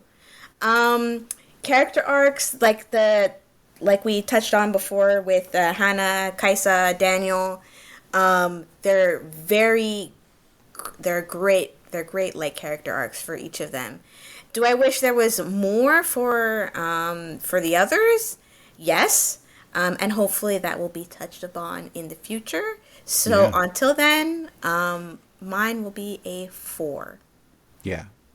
Yeah, and as we've alluded to in the past, reading these and scoring them midway through is obviously not ideal. So yeah, a lot of these things could change in the future. Yeah. So pacing and structure. I'm also going to give this a 4. And the main thing I wanted to say about this is I think the way that they are doing the back and forth between the happy stuff and the sad stuff, I think they're doing that on purpose, and I think they are executing it properly for the most part. The detraction I have here would be in very certain areas where I feel like they either spent too much time on something or not enough time on something. The whole coup part I felt was a bit rushed. The fact that they're talking about, oh, she's been here for months and she's building this up and finding things and whatnot, I felt like that they didn't quite build that out enough, and that the sort of ending of that wasn't quite as satisfying as I want, as I've mentioned. But I think overall it's executing on what they're trying to do, and I think that it does a good job of that. For pacing and structure, I'm going to give it a 3. The 3 on the rubric says that the pacing and organizational structure are effective, but there is room for improvement. And I certainly feel like the whiplash that you were mentioning earlier, Brad, falls under pacing. Yeah. And I do stand by what I said earlier, that I feel like there is definitely way too much sadness in the story. And yeah, there are some lighthearted, happy moments. And, it's just that, which is fine, if you know that it is going to be a depressing series to begin with and it's a dark series, that's fine. But you've got to have something to, like, some good things, some happiness to get you kind of chugging along, kind of. I need a carrot in front of my horse. Yeah. And that carrot is sometimes very hard to find in this series because it's very dark in my opinion. And a lot of people, because of like the art and stuff, don't really internalize it as much, but I really internalize the series in terms of, like, thinking between the lines and the dark stuff, the torture, the essay, things like that. Like, it really hit me. Um, because I'm highly intuitive as a person. So I need something to keep me going more, and like the back and forth of like, oh, this is just really dark. Like, I feel like I'm just getting um like, I feel like I'm getting a little bit tortured, like when when I'm reading it, which is, I think, out of all the parts in the rubric, that is where I would attribute it, is to the pacing. So that's why I would give it a 3. That's me. All right. And for me, I am also gonna join Whitlash in the 3 category. The pacing is good. It's doing what it's supposed to do. It's doing its job and it's doing it well. I love it. But I know it could be better, and hopefully later on, like I said, it'll get there. Like, the plots will interweave in such a way that it looks like a beautiful mosaic and crescendo together in harmony and all that kind of stuff later on. But for now, It's a 3. All right. So, characters. This is an interesting one because, as I said with the content and ideas and the character development stuff, I feel like there are some characters here who have been very well defined and are having good arcs, and you can see the character motivations and stuff. But then there's also a lot of side characters who are very clearly just side characters, but they have a lot of interaction going on. And so I sort of feel like there's a lot of room for improvement in sort of that side character arc and fleshing out and everything. That said, I think the main characters, especially Cassia, Hannah to some extent, although obviously we've moved on from there. Dion gets a decent amount of character development there. I think that those main characters they're doing a good job with. So, yeah, I'm sort of between a 4 and a 3 on this one. So why don't you guys tell me what your thoughts are before I decide? I was going to give the characters a 3. Just Okay. because the 3 is the middle. So I feel really bad because I think that Cassia as the main FL is very well developed. I love her. I think her mother was very well developed. Hannah, she's just a stone cold badass, best best mom award, and and there's like a lot of other characters that are great, but the problem is the ML Dion, he's not well developed, and he's the main lead. So I have an issue with that because I'm supposed to be rooting for this guy. I'm supposed to be like, yo, I want you to win. I want you on top. I want you to succeed, blah, blah, blah, blah. I don't feel that for him. And Okay. he's the ML. Like, what? I understand that we're not getting into the romance, but even without the romance, you know what I'm saying? Like, Yeah. for example, like,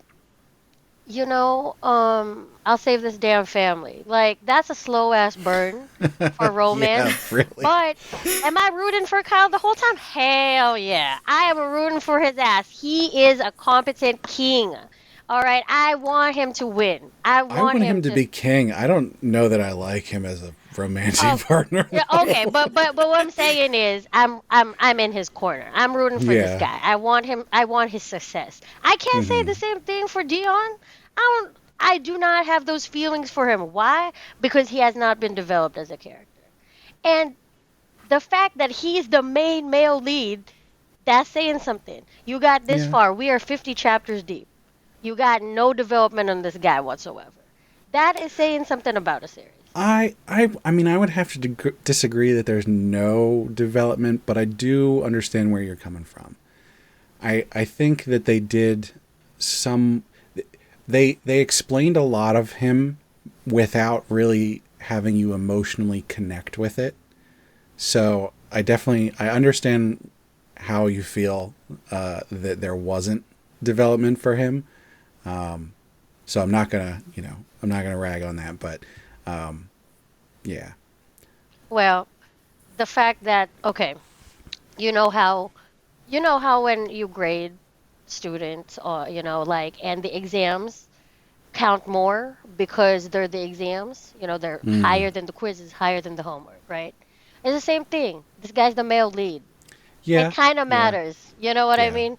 So even though you gave me like these badass side characters, Mrs. Murphy, Hughes, Sergine, yeah, they're yes, but you're gonna need 3 of them or more to make up for the male lead being underdeveloped. You You see know, what I'm that is saying? actually a really good point because the sort of the backstory and I guess development that you get for Dion would sort of the amount that you get would work better for like Hughes. Like that's what you would think Yeah. that side character would get.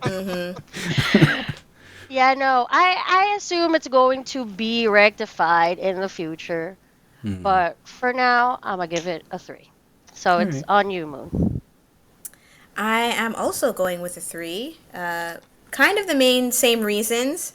You got, and like I said before, you got Kaisa, Hannah, Daniel, Miss Murphy. You only got one of those that is the main character. The rest are all kind of side characters or antagonists, Yeah. right? So to have your male lead have close to zero for me, in my opinion, any backstory really is not great. And that doesn't I don't really feel bothered by it. Why? I don't know. Maybe I'm able to suspend my disbelief more.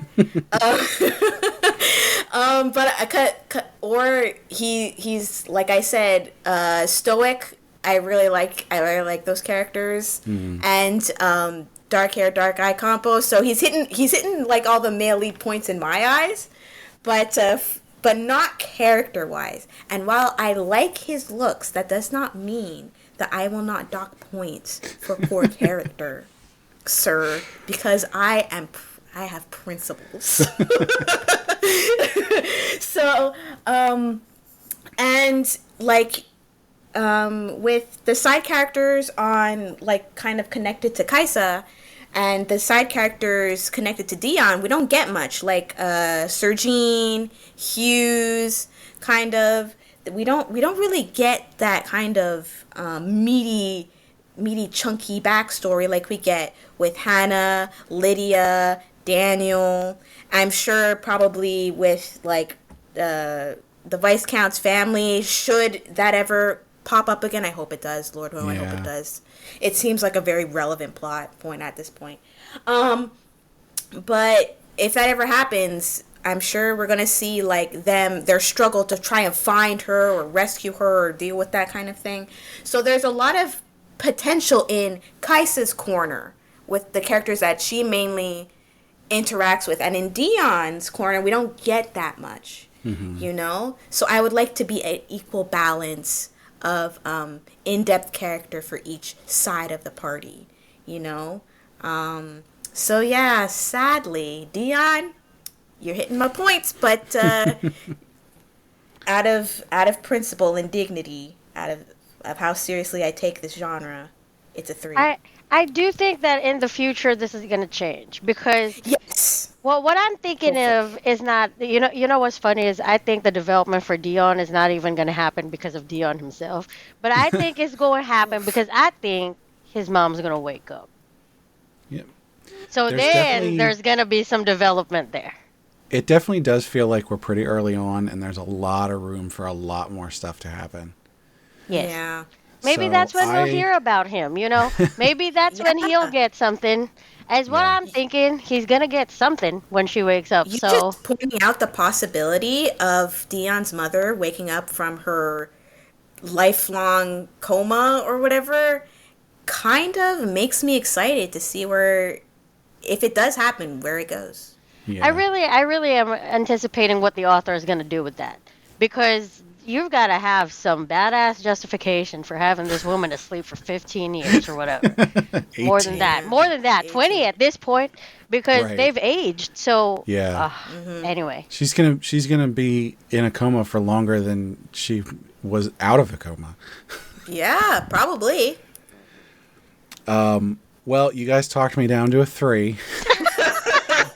I don't know. I feel kind of bad. Oh, Sorry. No, I think Hey, yeah, those are very good justifications. I do want to say I think that this is the character point on the rubric is definitely one that could go up to a 4 by the end. Oh, yeah. Like, and Yeah. I hope it does.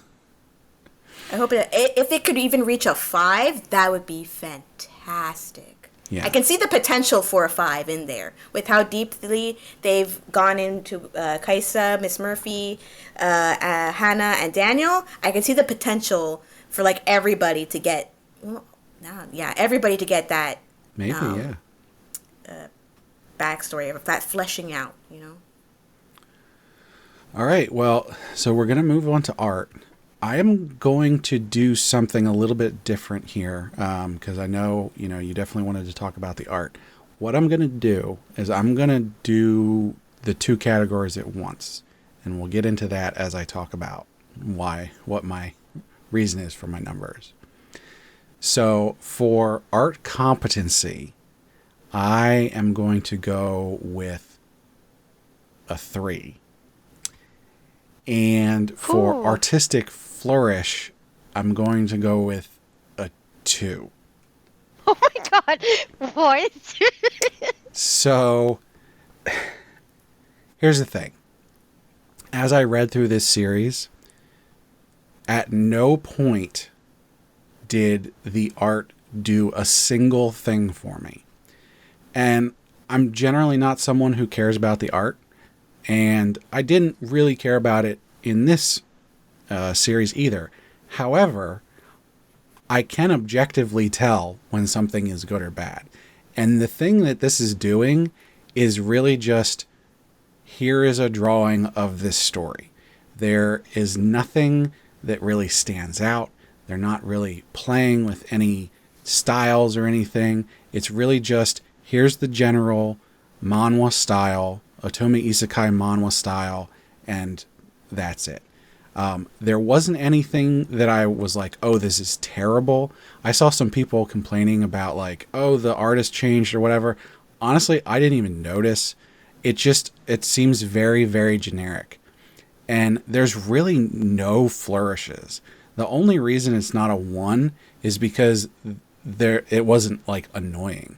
But there wasn't really any kind of like fancy, they didn't do any kind of like borders or anything like that. There was no like neat camera angles or anything like that. It is really just like, hey, we're telling you a story. That's it. Seems like they didn't really care too much about the art. So that's where I'm at. Oh, them some heavy words, Brad. I like that you pick 1, 3, and then 1, 2, so that if you add them, it becomes a 5. Is that what the interesting thing you were gonna say? I was like, you're gonna do something interesting. I'm like, what is it that you're gonna do? And then you... Well, normally we go over art competency first, and we talk about that a bunch, and then we go over artistic flourish, and we talk about that a bunch. But I was thinking, because the artistic flourish is sort of non-existent, that we should Okay, I just I think I put see what that you're saying. together. I think, yeah, I think we should just combine the two, because flourish is like the shalalalas and Yeah. Yeah. sparkles and stickers, right? That's not happening in this series. Okay, Right. Right, yeah. let's just combine them then. Okay, so well, are you combining them, or are you making like two separate Well, points? I've given them each their own points, a 3 and Okay, a 2, but I'm talking about them together just because there's all not a right, whole lot to talk about for artistic flourish. all That's right. true, You're yeah. right. You're right. I mean, okay. I'm gonna give the art competency. Let me read the the art. The Number art 4 on competency for art a 3 competency is competent. The art is competent. That's what it says for number 3. Number 4 says the art is more than competent. The artist does interesting things. Okay, that does not happen. Number 5 is every frame is a painting. Okay, also not true. Okay, so I guess it's a 3. Um, but Yeah. I feel like I feel like a 3 is not it either. Should Here's I the give thing, it and like this a is, Ben says 3.5? this all the time. A 3 is not bad. A 3 is doing, it's getting its point across. Like, yeah, it's not the best thing you've ever seen, but it's also not bad, And I think that's where I'm at with this. Like, it doesn't stand out to me, but it's not annoying, and it doesn't make me think about the art at all. I mean, you're not wrong on any account. I do want to say though that I do like the painterly style that is made in. So the way that this art is this like soft watercolor, which Hmm. is we need to make a point to say this because that actually adds to the deceptiveness of the series. So number one, Right. the deceptiveness is the title, right? The Princess's Hmm. Doll Shop. You're off thinking it's some fluffy series, right? The second deceptive item is the art, right? But I Yeah. feel like I honestly feel like I need to give kudos to the artist for that And because that's yeah. If you had said a 4 and because of that painterly style is why you want to give it a 4, I wouldn't argue with that. I think it is doing the what it needs to do to convey the story to you and, get you into it. right, right. I do think because of how high I value the plot of this story and how strong of a plot it is in my eyes, I feel that there did need to be like a kind of bait and switch situation going on with the art, like just Hmm. to get more people to pick it up because it is Maybe, definitely yeah. worth picking up.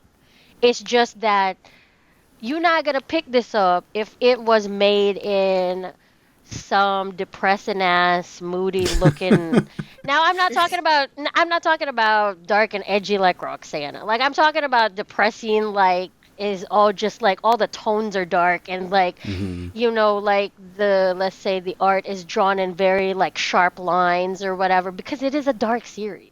Okay? Like it is Right. if the art was to match the mood of the series, I think it would detract from the audience Maybe, yeah. because you're already it is a very I'm telling y'all Brad and Moon are understating how dark the series it is dark. It's light. It's a lighter part of the darkness scale. Okay, what I'm trying to say is that I'm gonna tell you right I'm gonna be real all my intuitive folks I'm gonna tell you right now, it is a dark series. It's very dark.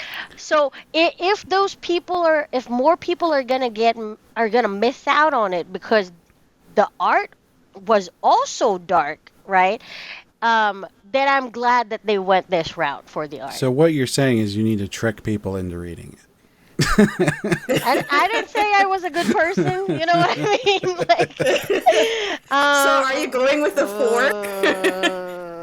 but the thing is, the definition on the rubric says the art is more than competent. Now, I don't know. That's being generous. I don't think it's I'm that. I mean, with what you're saying, I mean, you're giving all the. I mean, yeah, the art isn't like more than competent, but like it still achieves the kind of like the deceptiveness Here's the Right. Okay. that's thing. So kind of the its second The part, the intended second part of purpose. the rubric says the artist does interesting things that elevate the story being told. Does it elevate the story being told? Yes, I do think that that is correct because, like I said, it needs something. Like it needs something to draw people in, and I think the art does in fact accomplish that. Now, am I am I also giving too much credit to the hey, artist I in I wherein it's like said this it strategic situation? I don't. I think I if am you giving too much if you credit. want to give it a 4, you can give it a 4. The thing about this is like generally you shouldn't see people being like 3, 4 numbers apart from each other on this because most of these categories are supposed to be relatively objective. But 1 or 2 number difference, that's where you get into the subjectivity of it. So, if you think it deserves a 4, then it deserves a 4 from you. Yeah. Okay. I'm a I'm gonna give it not a 4, okay? Because I Why? because Moon and you can't disagree with this either. You've seen the series that are 4. You've seen the I've seen series that are series. 4. And this is I would not a say I would 4. have seen series that are like 5. Oh I've yes. Oh seen. yes, of course. I've seen Yeah. the 5s too. I've seen the 5s and I've seen the 4s.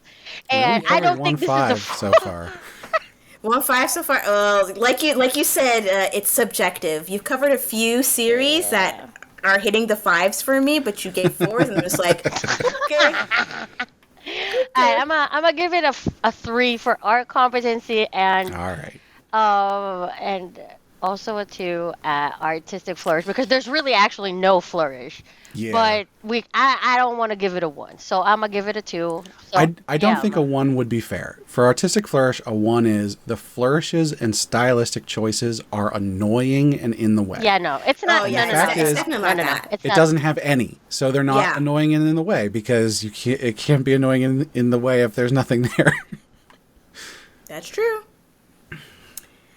For me, I am going with for art competency. It was a very hard duel. I wish there was a 3.5 because like I'm switching back and forth. I agree with Witlash in all the points that she's made, like the deceptiveness of how the art style is. It elevates the story a bit because like when this first came out, I remember the subreddit like being like, "Oh, look at this cute new series," and then they kept on reading, and then they hit chapter 8. And then they're like, "Oh my god, oh, my heart, rip out my heart! I can't take it anymore." Wait, are we You know, on? that Are we kind of still thing? on artistic? Okay, we are. We are on. Yeah, Okay, we're on sorry. our artistic competency. Don't Okay, worry. okay. So it definitely does elevate the story in how caught off guard you are with where it's going. So there's that. But I also agree with you, Brad, that it's kind of generic. Yeah. Is it like generic where it's just kind of like mediocre? No. It definitely has that polish that kind of Sure. like boosts it up. That's why I'm kind of like on the 3.5 scale because it kind of boosts it up a little bit, but not enough to push it into a 4. For me, All right. You can give it a 4 if you want. no, I'm doing this. No. I'm definitely going with a 3. Could it be better? Yes. And the reason being is, Brad, and you might hate me right now, I did notice that there was a small quality of art drop in a few Alright. chapters. You are probably correct. I wrote this down in my notes. Which chapters was it? It wasn't for too long. It wasn't for too long. It was just like a few chapters. I mean, did you really notice a difference between Yes, I did. Dion's black hair and black eyes No. changing?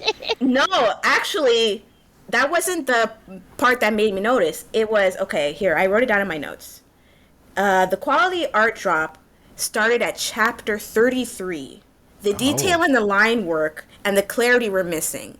So, like, if you see, like, the details, I'm being super, like, neurotic right now. But I noticed these things.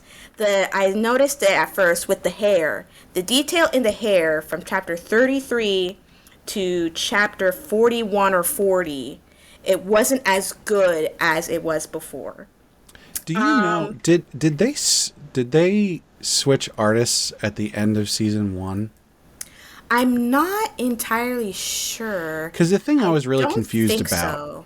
and this is maybe sort of a pacing thing, but it didn't really matter. When season 1 was over, because I was reading through this and I was like, I need to get at least to the season 1 finale before we record. And obviously I continued past there. But like when I got to the end of season 1, it was like, that wasn't the end of a season. We're still in the middle of everything. They didn't do anything. They just arbitrarily were like, yep, this is season 1. But I did see that there was like a huge time jump between chapter 40 and 41. So the end of season 1 and to the beginning of season 2. So I was wondering if like maybe that's where the artist switched or something like that. No, I looked on the thing. It doesn't say that there's one artist or multiple artists on it. It was just one. And like that was the first sign I noticed the quality drop. Yeah. And I noticed that it like the hair was definitely more solid color instead of like not a gradient, but you could see kind of like the waves of strands of hair would flow and everything. That stopped at chapter 33. And the hands as well. The hands looked a bit more stiff, more porcelain or clay-like. Oh no, clay-like. Yeah, that's what. Not good. That's why I'm dropping it down to a 3. Well, I will say, I think, if... So you think the artist didn't change. So It didn't change, but I think that it's burnout.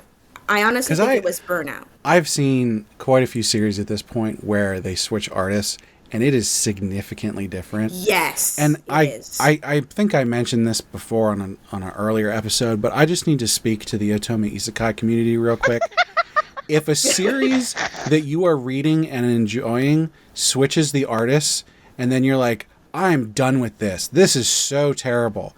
You didn't really like that series, did you? It drives me crazy how many people are like, oh, I'm going to drop this because the artist changed. It's just like, okay, so I get that in a lot of cases the art is worse, but is it so much worse that you don't even care about what's happening to these characters anymore? Like, what were you even reading it, or were you just looking at pretty colors and pictures? Like, I think they were looking at pretty colors and pictures at that point, and I agree with you because what was it? Solitary Lady. Complete change of artists. Yeah. And everybody was like, oh, it looks so ugly now. And I'm just like, let me see this. It doesn't look like, the art style has changed, but it's not different. Atrocious or anything like that. There's, what's the series of Justice for the Villainous. So that one, they changed the artist, and it's a very significant difference, and it is quite obviously worse. But it's not like it's so bad that it's unreadable. It's yeah, this isn't good. Yeah. It's disappointing that it's worse, but I still want to know what's happening, and I still need to see these people get murdered. The thing about it is there's some sunk cost fallacy involved, right? Like, you've already reached 100+ chapters or whatever, or even 80 chapters. And you're like, I'm not going to turn back now, but for me, it's so much more about the story. Like, the pretty colors and pictures are important. I don't actually read books, so obviously there's something about the artistic medium here. But, like, it doesn't matter so much that I'm going to stop caring about the story. There's certainly series where I haven't gone past 1 or 2 chapters because the art is bad, and maybe that story was really good and I'll never find out.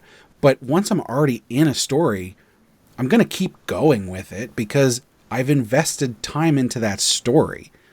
It's like if you're reading, a book trilogy, and you read the first 2 books in the trilogy in hardcover, and it was great. And then the third one, you can't find it anywhere. And one day you're walking down the road and you find that last series, it's in the mud on the side of the road. And it's like, well, I can't find it at the bookstore. I'm obviously going to pick it up and read it, even though it's covered in mud, because I care about the story. I guess my question would be, we've taken quite a detour, but my question would be, what points do you then drop a series? Now, I'm not saying that I drop a series because of art, but I'm asking you at what points do you because I understand why people drop things because of an art change. I'm not saying that I do that, but I am saying I understand where they're coming from. What makes you drop a series then? So I'm not gonna say you should never ever do that. I don't like how people seem to do it so easily is my thing. I'm not a good example for any of this because I've never dropped any series. Oh yeah, that's ever. A very bad example. The only things that I have read any of and then not read more of is 1 or 2 chapters of something, and then I decide, this isn't for me. But once I'm 4, 5, 6 chapters in, I've never dropped anything. So I'm gonna tell you something right now. The people on Bato comments and the OtomeIsekai sub and sometimes the Discord, they all say things like, "I'ma drop the series," but then they never do. So just put that Well, out there. that's true. You gotta take these words with a grain of salt. They're not I think actually dropping it. right, and I think the thing that annoys me more is that, like on Justice for the Villainous, there's a whole bunch of people going, "Oh, I'm dropping this. This art is terrible," and like then 5 chapters later into the next season where the art is terrible, they're like, "Yeah, this art is so." It's like, I thought you were dropping it. Oh Why are you yeah. in here complaining? Yeah. Yeah, those people, yeah. No. We know exactly what you talk about. Those are the same Yeah. people that were like, "Yeah, we're gonna leave the sub because you had Trash of the Count's family, KO Henitu's as your PFP," and then they never left. I mean, we get it. We get it. We Trust me, get we it, get yeah. it. Like, there's a lot of people who are all bark and no bite, and that's just how it goes in the community. They keep crawling. Well, they are It'll be- welcome to join the Discord. My Discord, not There the you go. Otome Isekai. Come on my Discord. I will fight you. Why would they want to come in? Oh my God! You're inviting trolls. would- You're inviting some trolls. Then all right, go in. Then the trolls can go on to their Discord. So, yeah, we need to Yeah. get your number for Artistic Flirt. So, but like a brief touch upon the dropping of series is I've dropped series before, not because of art, though maybe sometimes but even then I would not remember why, because the plot was not interesting enough for me to remember it. That's usually when I stop reading. It's That's like, a pretty okay, good I'm, reason. like, That's a pretty I'm good invested reason. in this. I can be as however long it could be, but like at some point, if I'm like not keeping up with updates for a long time, then that means I've dropped it. It no longer interests me anymore, Yeah, and yeah, that's yeah. the only reason why I've dropped a series, because the plot is forgettable. I don't remember what happened during the hiatus. I go back and I try to reread it to catch up, to like refresh my memory. It's not grabbing me as it used to. See, I and think that's when a I drop healthy it. way to do things. That's not how I do it. Yeah, no, dude. Mr. I never drop things. Like, damn. Okay. That's because you haven't read a lot of trash. No. Yeah, He you has. need to- He has. He has. Excuse me? He has read a lot. Excuse me? I don't know. No, I don't. no. That's We not it. haven't That's not we it. haven't we haven't covered a lot of trash on this series. Yes. Okay. That's true. That's true. My manga dex list has 755 things in it. No. Brad has Same. read a lot of trash. Brad has read a lot of Okay, trash, but Brad has Brad is also a bit of a no life. So there's that. That's the reason why he doesn't What do you drop mean? it. That's the reason why he doesn't drop stuff, because he'd rather be reading manga and manhwa than be doing other things. So. Yeah, exactly. Hey, Yeah, 30, I mean- 40 chapters a day, that's nothing. I mean, hey, I get the addiction. I'm all about that, putting that internet IV in me. Yeah. Okay, But, but let the record show that when we binged this series, me, Whitlash, was the winner because I binged it Yeah. all in a day No, and a half. I was actually And- pretty surprised. Brad was like, not to judge anyone because quick. I would be the worst, but did you just speed run 50 chapters? And I'm like, maybe. Yeah. yeah. I did spread this one out a little bit more. I tend not to burn through a brand new series like I used to. I still read lots of chapters a day, but they're all of series that I'm, in the middle of. So, new chapters coming out. The new series, unless it's like pretty short, only 5, 6, 10 chapters, or it's something that just really, really grabs me, I don't really binge anymore.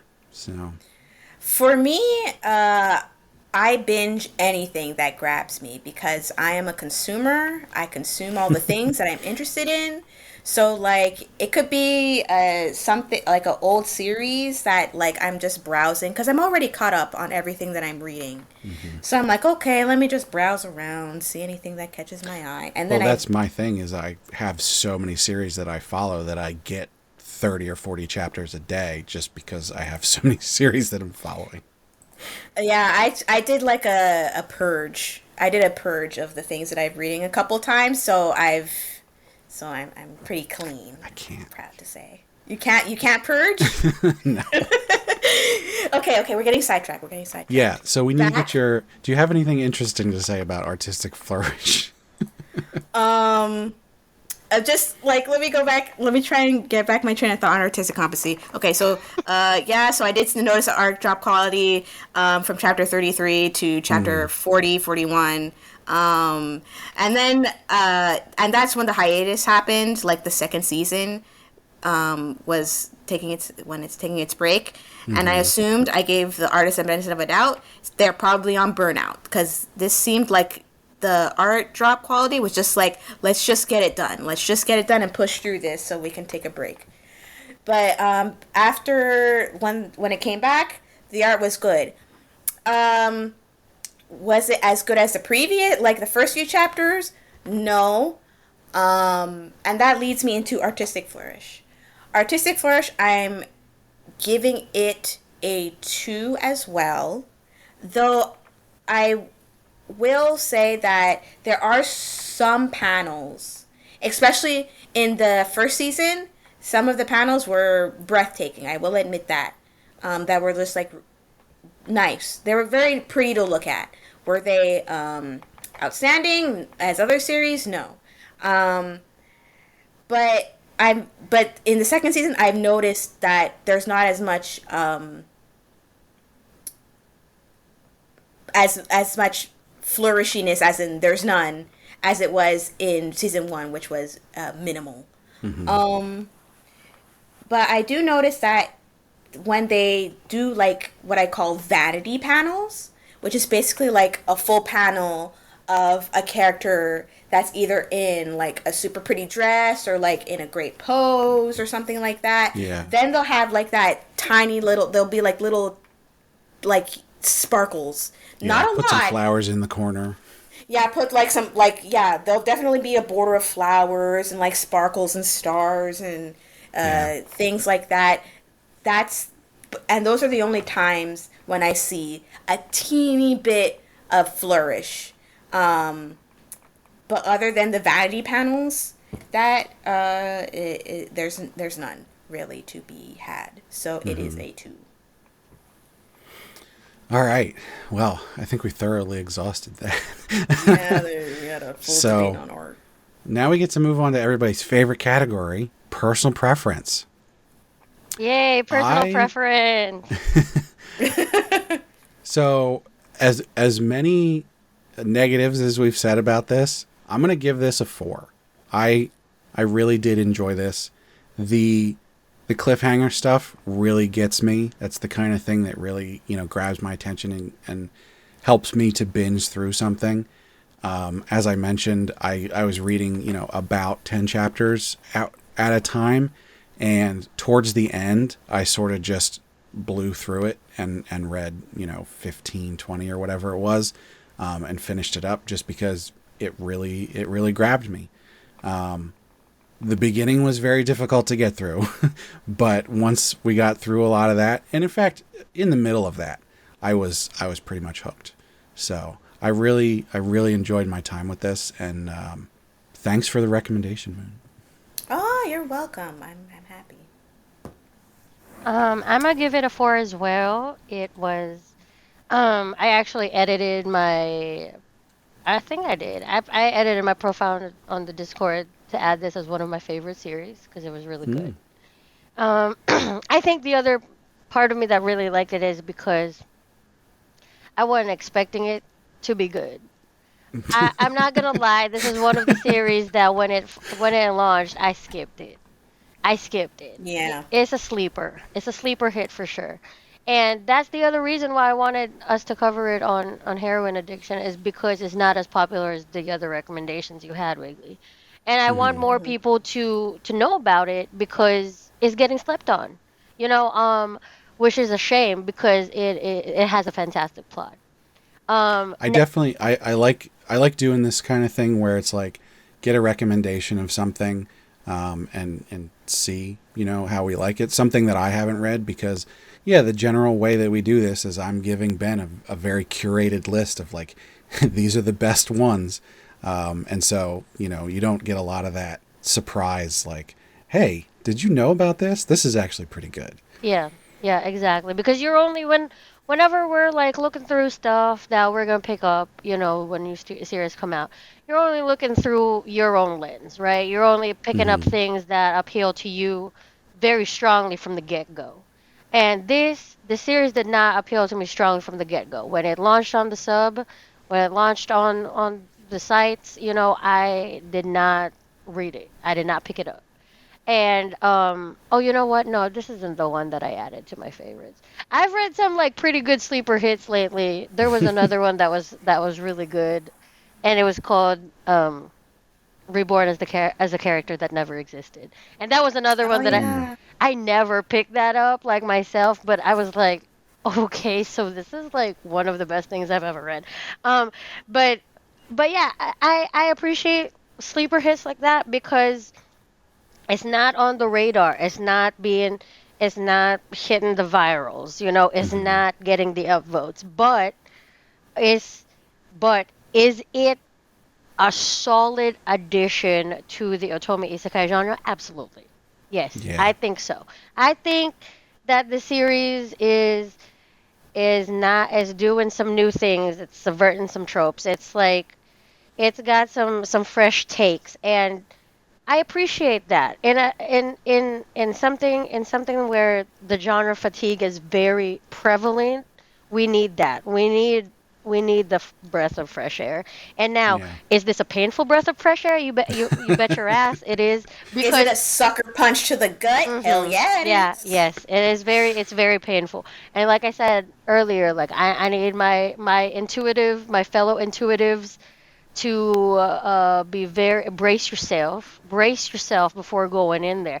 Now, is it worth it? Yeah, yes it is. So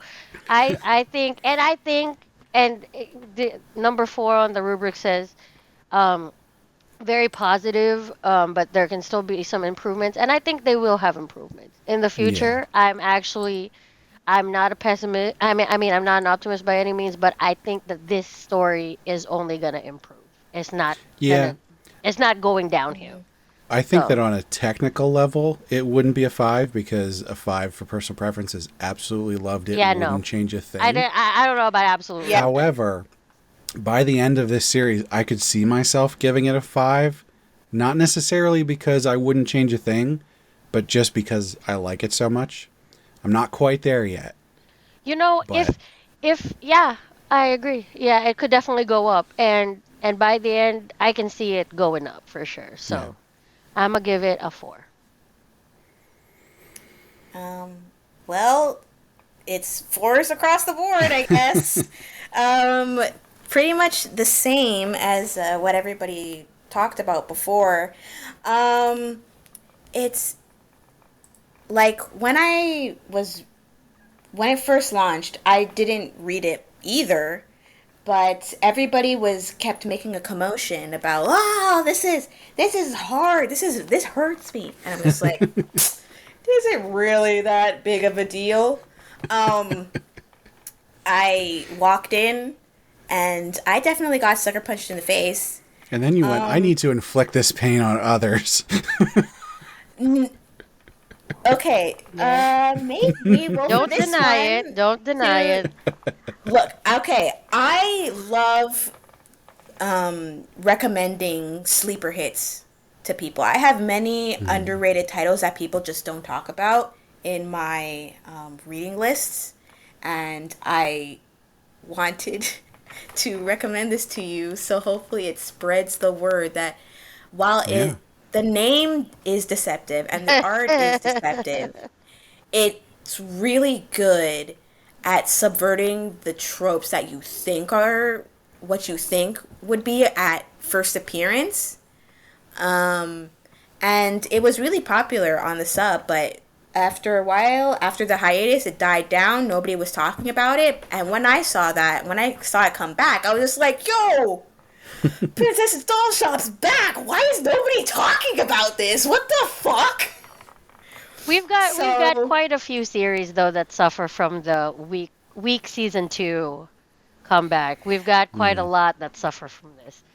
Yeah, I definitely will say that season 2 is kind of like jogging at a pace right now. It's definitely not that full sprint that we saw with the flashback Yeah. during season 1, but that's what it happened in season 1 too. You know, it took a few chapters to build up the story. It took about, I don't know, like 10 chapters or so to finally like start hitting hard.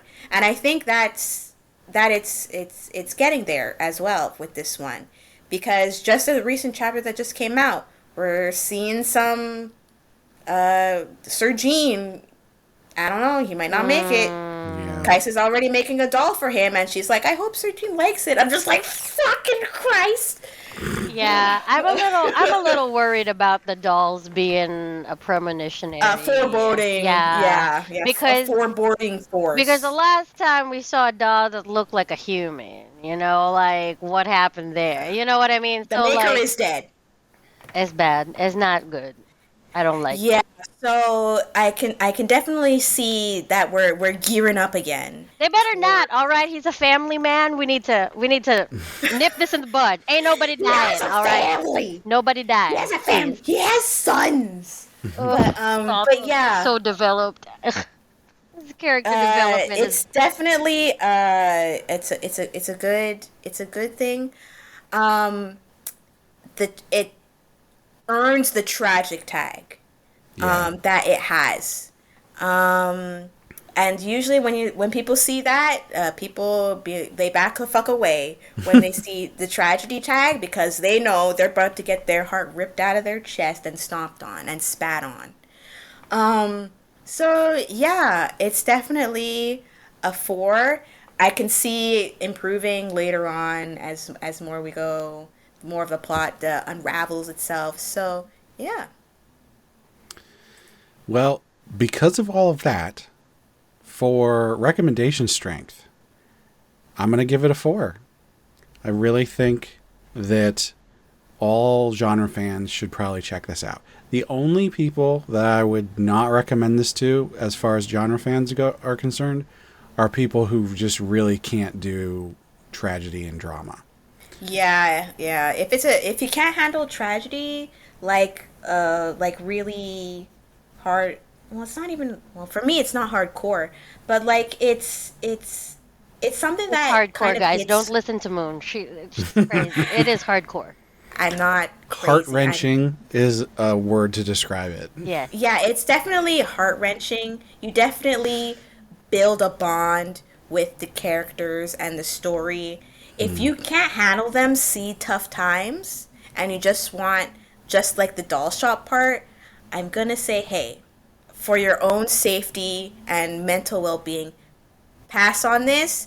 Maybe build up your heart skin, build up your immunity. Read other genres, and then come back to it when you need a little bit of a little refreshing palate cleanser.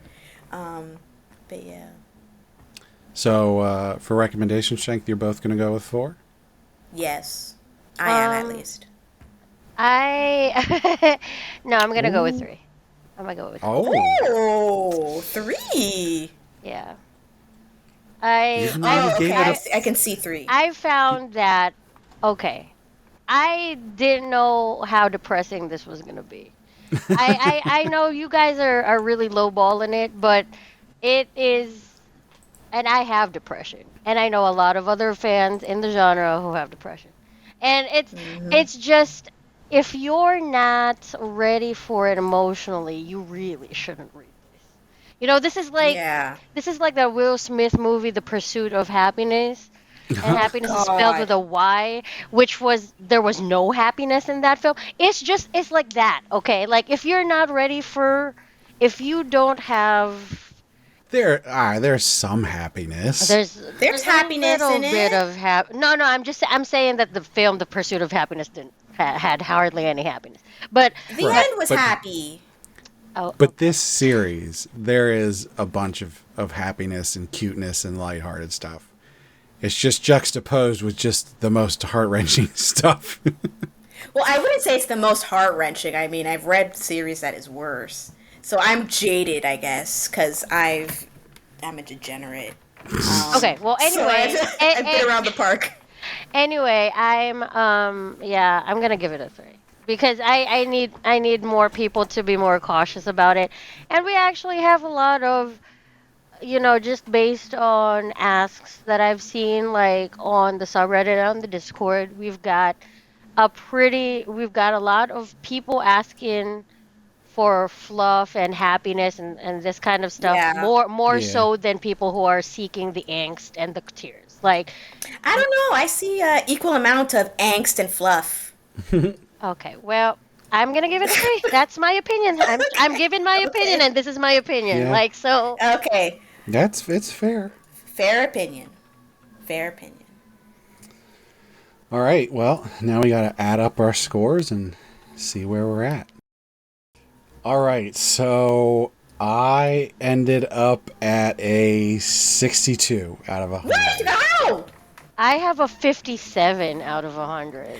Am I doing it wrong? You're adding the second set of numbers. So let me Yeah. see. I'm looking at your score, and you actually rated it lower than we did in everything, except for personal preference. Witlash rated it lower. If I Yes. add yours together, let's see here. Oh, I did some Moon- miscalculation. Moon, you got a 58. So you, Okay, that's correct You got then. it. Yeah, she's Yeah. 58 and I'm Okay, yeah, I got 57. it. That's correct. That's correct. all right. That's pretty Well, low though. So That's 62. low as shit. I'm going to go ahead and rate it on Bato. The rating on Bato is currently 7.8. Wow, so we're not actually unfortunately- far off from. Well, yeah, I mean, I think a lot of people are giving it 8s. Unfortunately, I have to give it a 6. Hands Yeah. are tied. That's how the rubric works. Yeah. Yep. Yeah. That, again, does not mean it's bad. It's anything above 50 should be like, hey, this was pretty good. That's how those numbers work. As we've talked about on this show many, many times, the rating systems, the star systems are really wacky, and the rubric is a way to try and bring some actual objectivity into it. And so once again, a 60, 62, a 6 out of 10 is not bad. It just seems bad because we always rate things like 8 and 9 and 10. This might be the lowest rating we've given so far, but again, I am giving this a 4 for recommendation strength. I think people should read it. It's definitely not like the best thing ever, but I think it's worth reading. Yeah, most definitely. But It's again, so good, guys. we haven't so good. we haven't covered anything so far that I'm like, no, you shouldn't read this. I think Oh, yeah, pretty no, much no, everything no. we've covered has been like, hey, even though these numbers aren't necessarily 10 out of 10s, you should still read it. Right.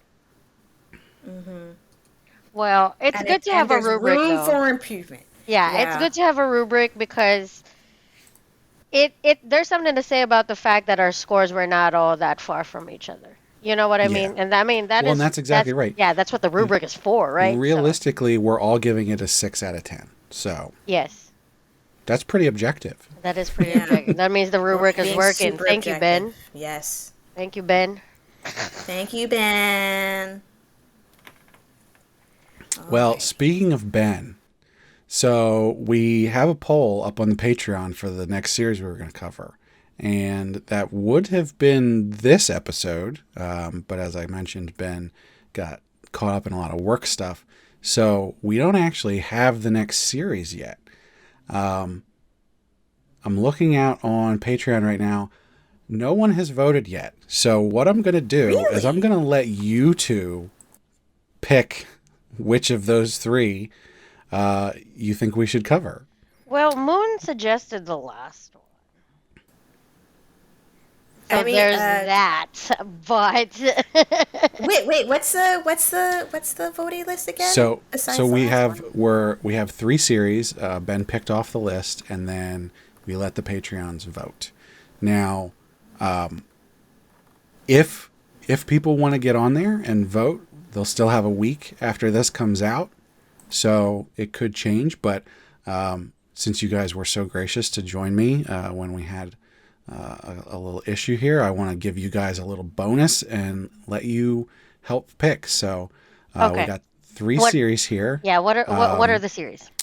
Becoming the Dark Hero's Daughter, Beatrice, and The Perks of Being an S-Class Heroine.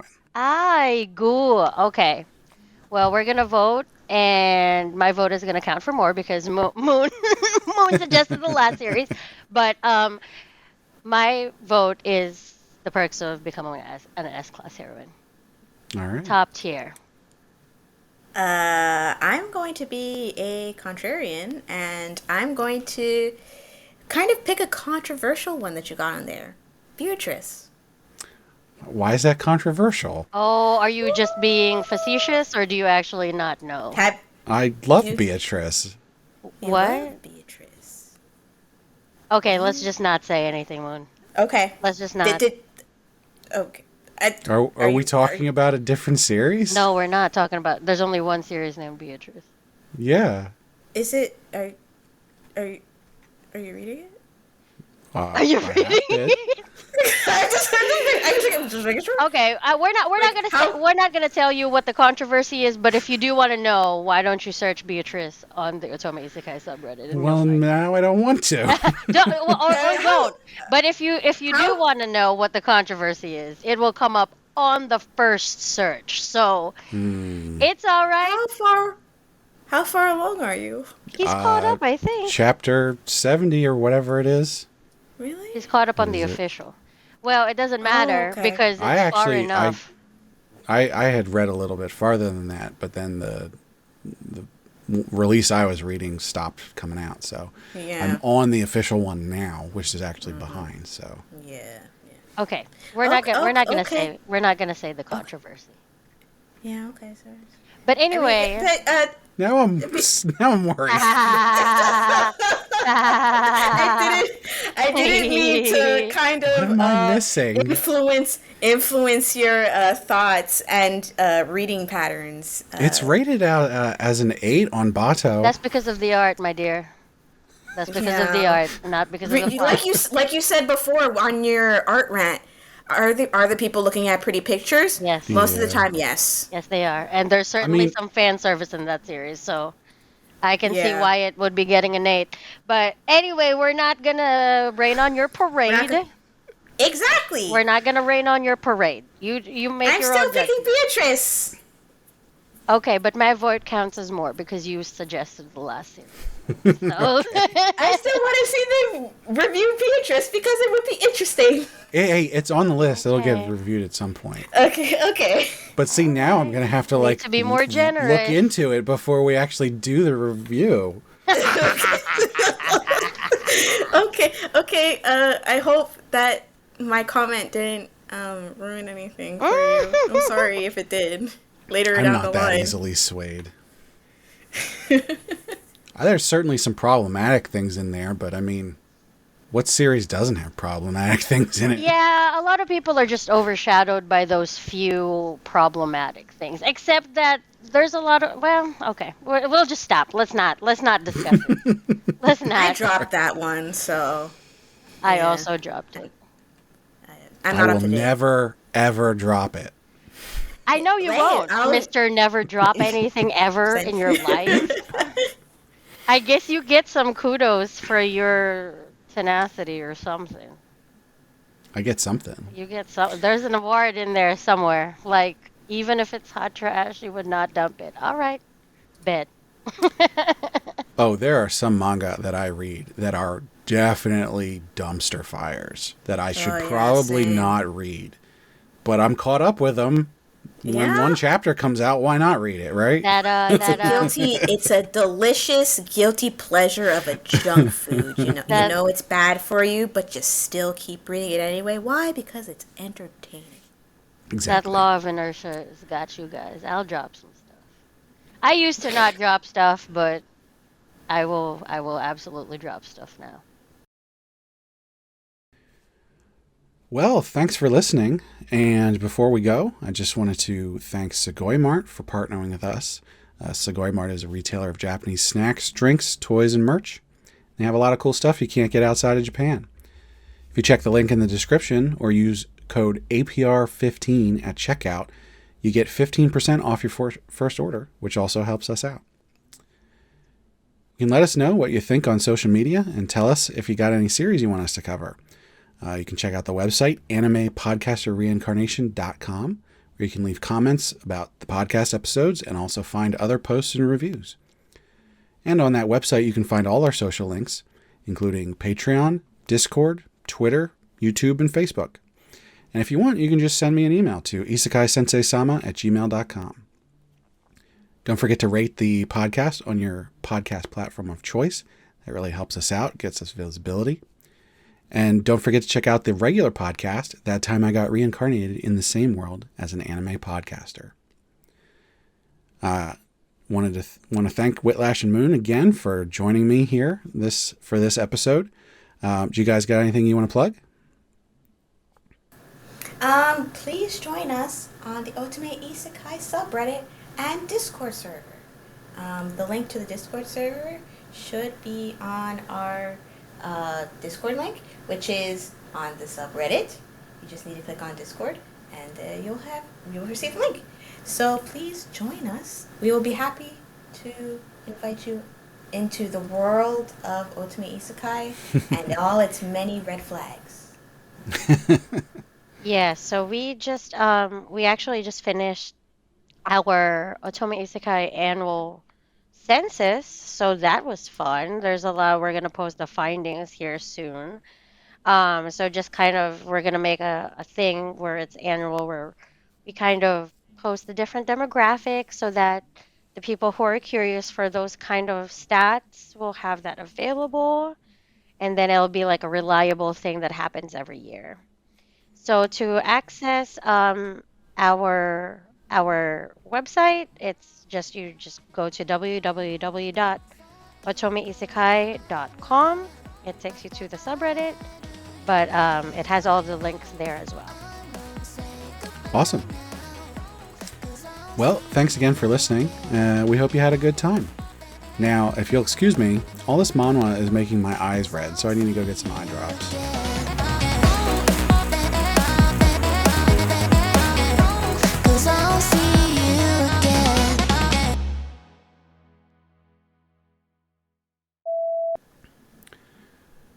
By the way, I really like how we're just not going to address the fact that we keep saying Cassia differently the whole time. We did. Well, because there's licensed translations, which are who has licensed it? Is it Tapas? Who is it? Yeah, Tapas has it. Yeah, it's Tapas. Well, okay, so here's the thing that I want to clear.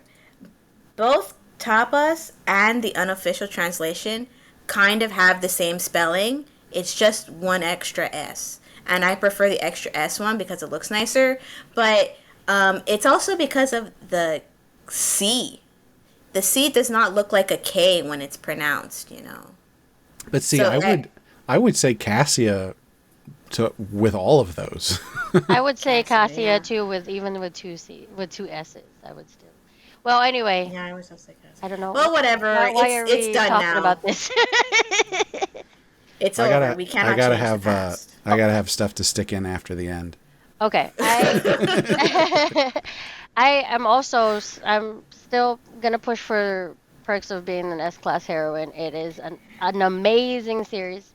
The art is so good. The plot is so good. It's got an in-game system, which is like one of those fun little treats for a series, like when it has a game system with the pop-ups and things like that. That's always fun. The male lead is very, very interesting, and I'm not saying that just because it's the coin phrase of the subreddit, but because he really is actually interesting. Even the novel art is good. The novel itself is good. It's good. You know, very good. I haven't read it.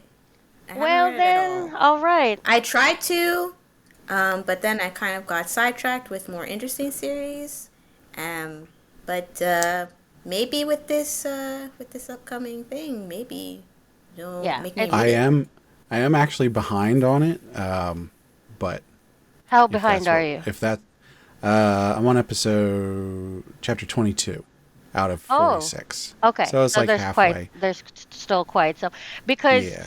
the development of the male lead happens past where you're at.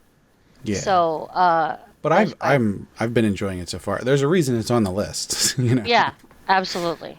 And the deities are really hilarious, honestly. Yeah, I That's do like that they're part. fun little side characters to have the deities being like they've got their own like quirks and oddities, and it's funny because their little like actions and what they say come up like as pop-ups, kind of Yeah. like it's like a chat room.